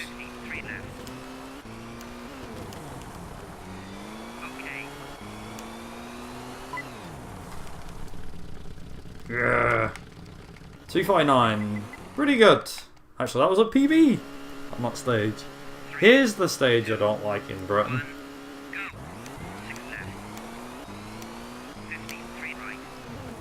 Oh boy. Yes, I'll be doing the SS glitch.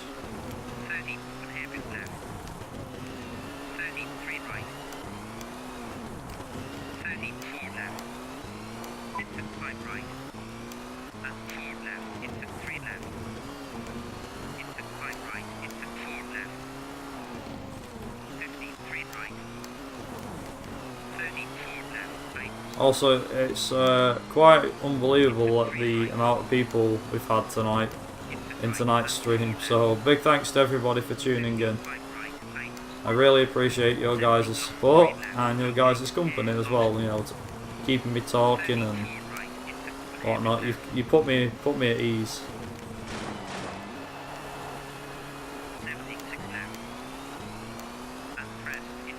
Hey, I'm not bothered. Lucky, I'd like that, to be honest. Oh, nice. Nice. I appreciate it, King of Tolerable. Appreciate it.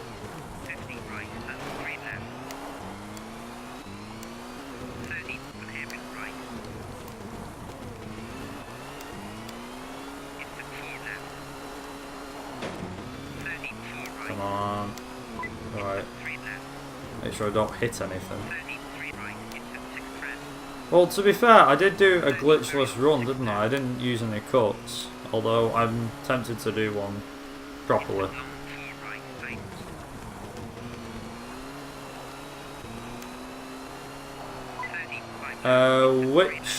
Alright, 2 questions, very nice. Which Colin McRae Rally is my favourite? Probably the first one, because I know that game a lot better than I know this one. It looks like I know this well, but I think with CMR1 I practically played the game that much and I know the stages that well that there's kind of no stopping me in that one, really. And then my favourite car in this game, I've always been a fan of the Lancer, but because of how heavy it is, it's not the most ideal car for a speedrun. But yeah, probably either the Mitsubishi Lancer or the Subaru Impreza.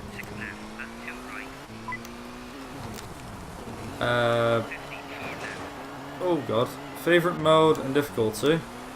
Also, my back wheels are screwed. Oh my god. We're going off. Okay.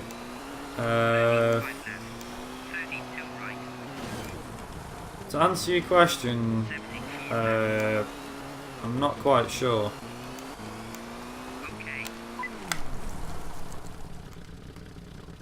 Favourite mode, probably the championship.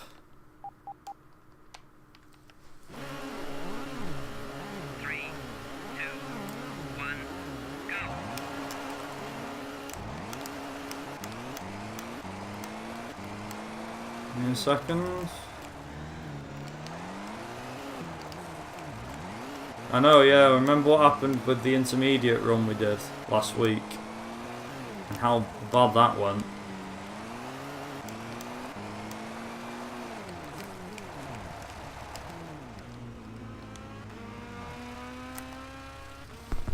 There. And what was my final time? Nice. And I won all the rallies! Yeah! GG! Boom! Sorry, that was a loud clap, but you know. Yes! Done. I'm knackered now. To answer your question, Nico, favourite mode and difficulty of the game? Championship mode, mainly because of the fine.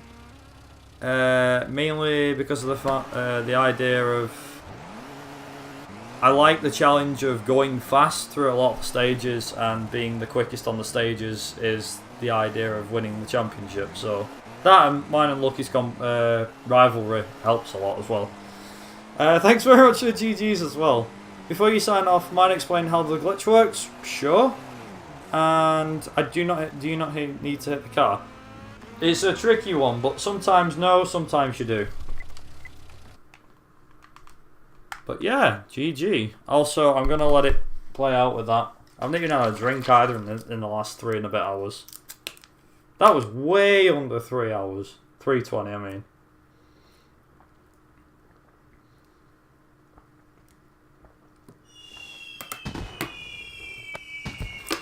Also, there is supposed to be a cutscene. I think, if I've not explained it, it's this weird glitch where the car's supposed to go across the bottom of the screen, and then you're supposed to see it slide and all that stuff. But yeah, GG, 317. Nice.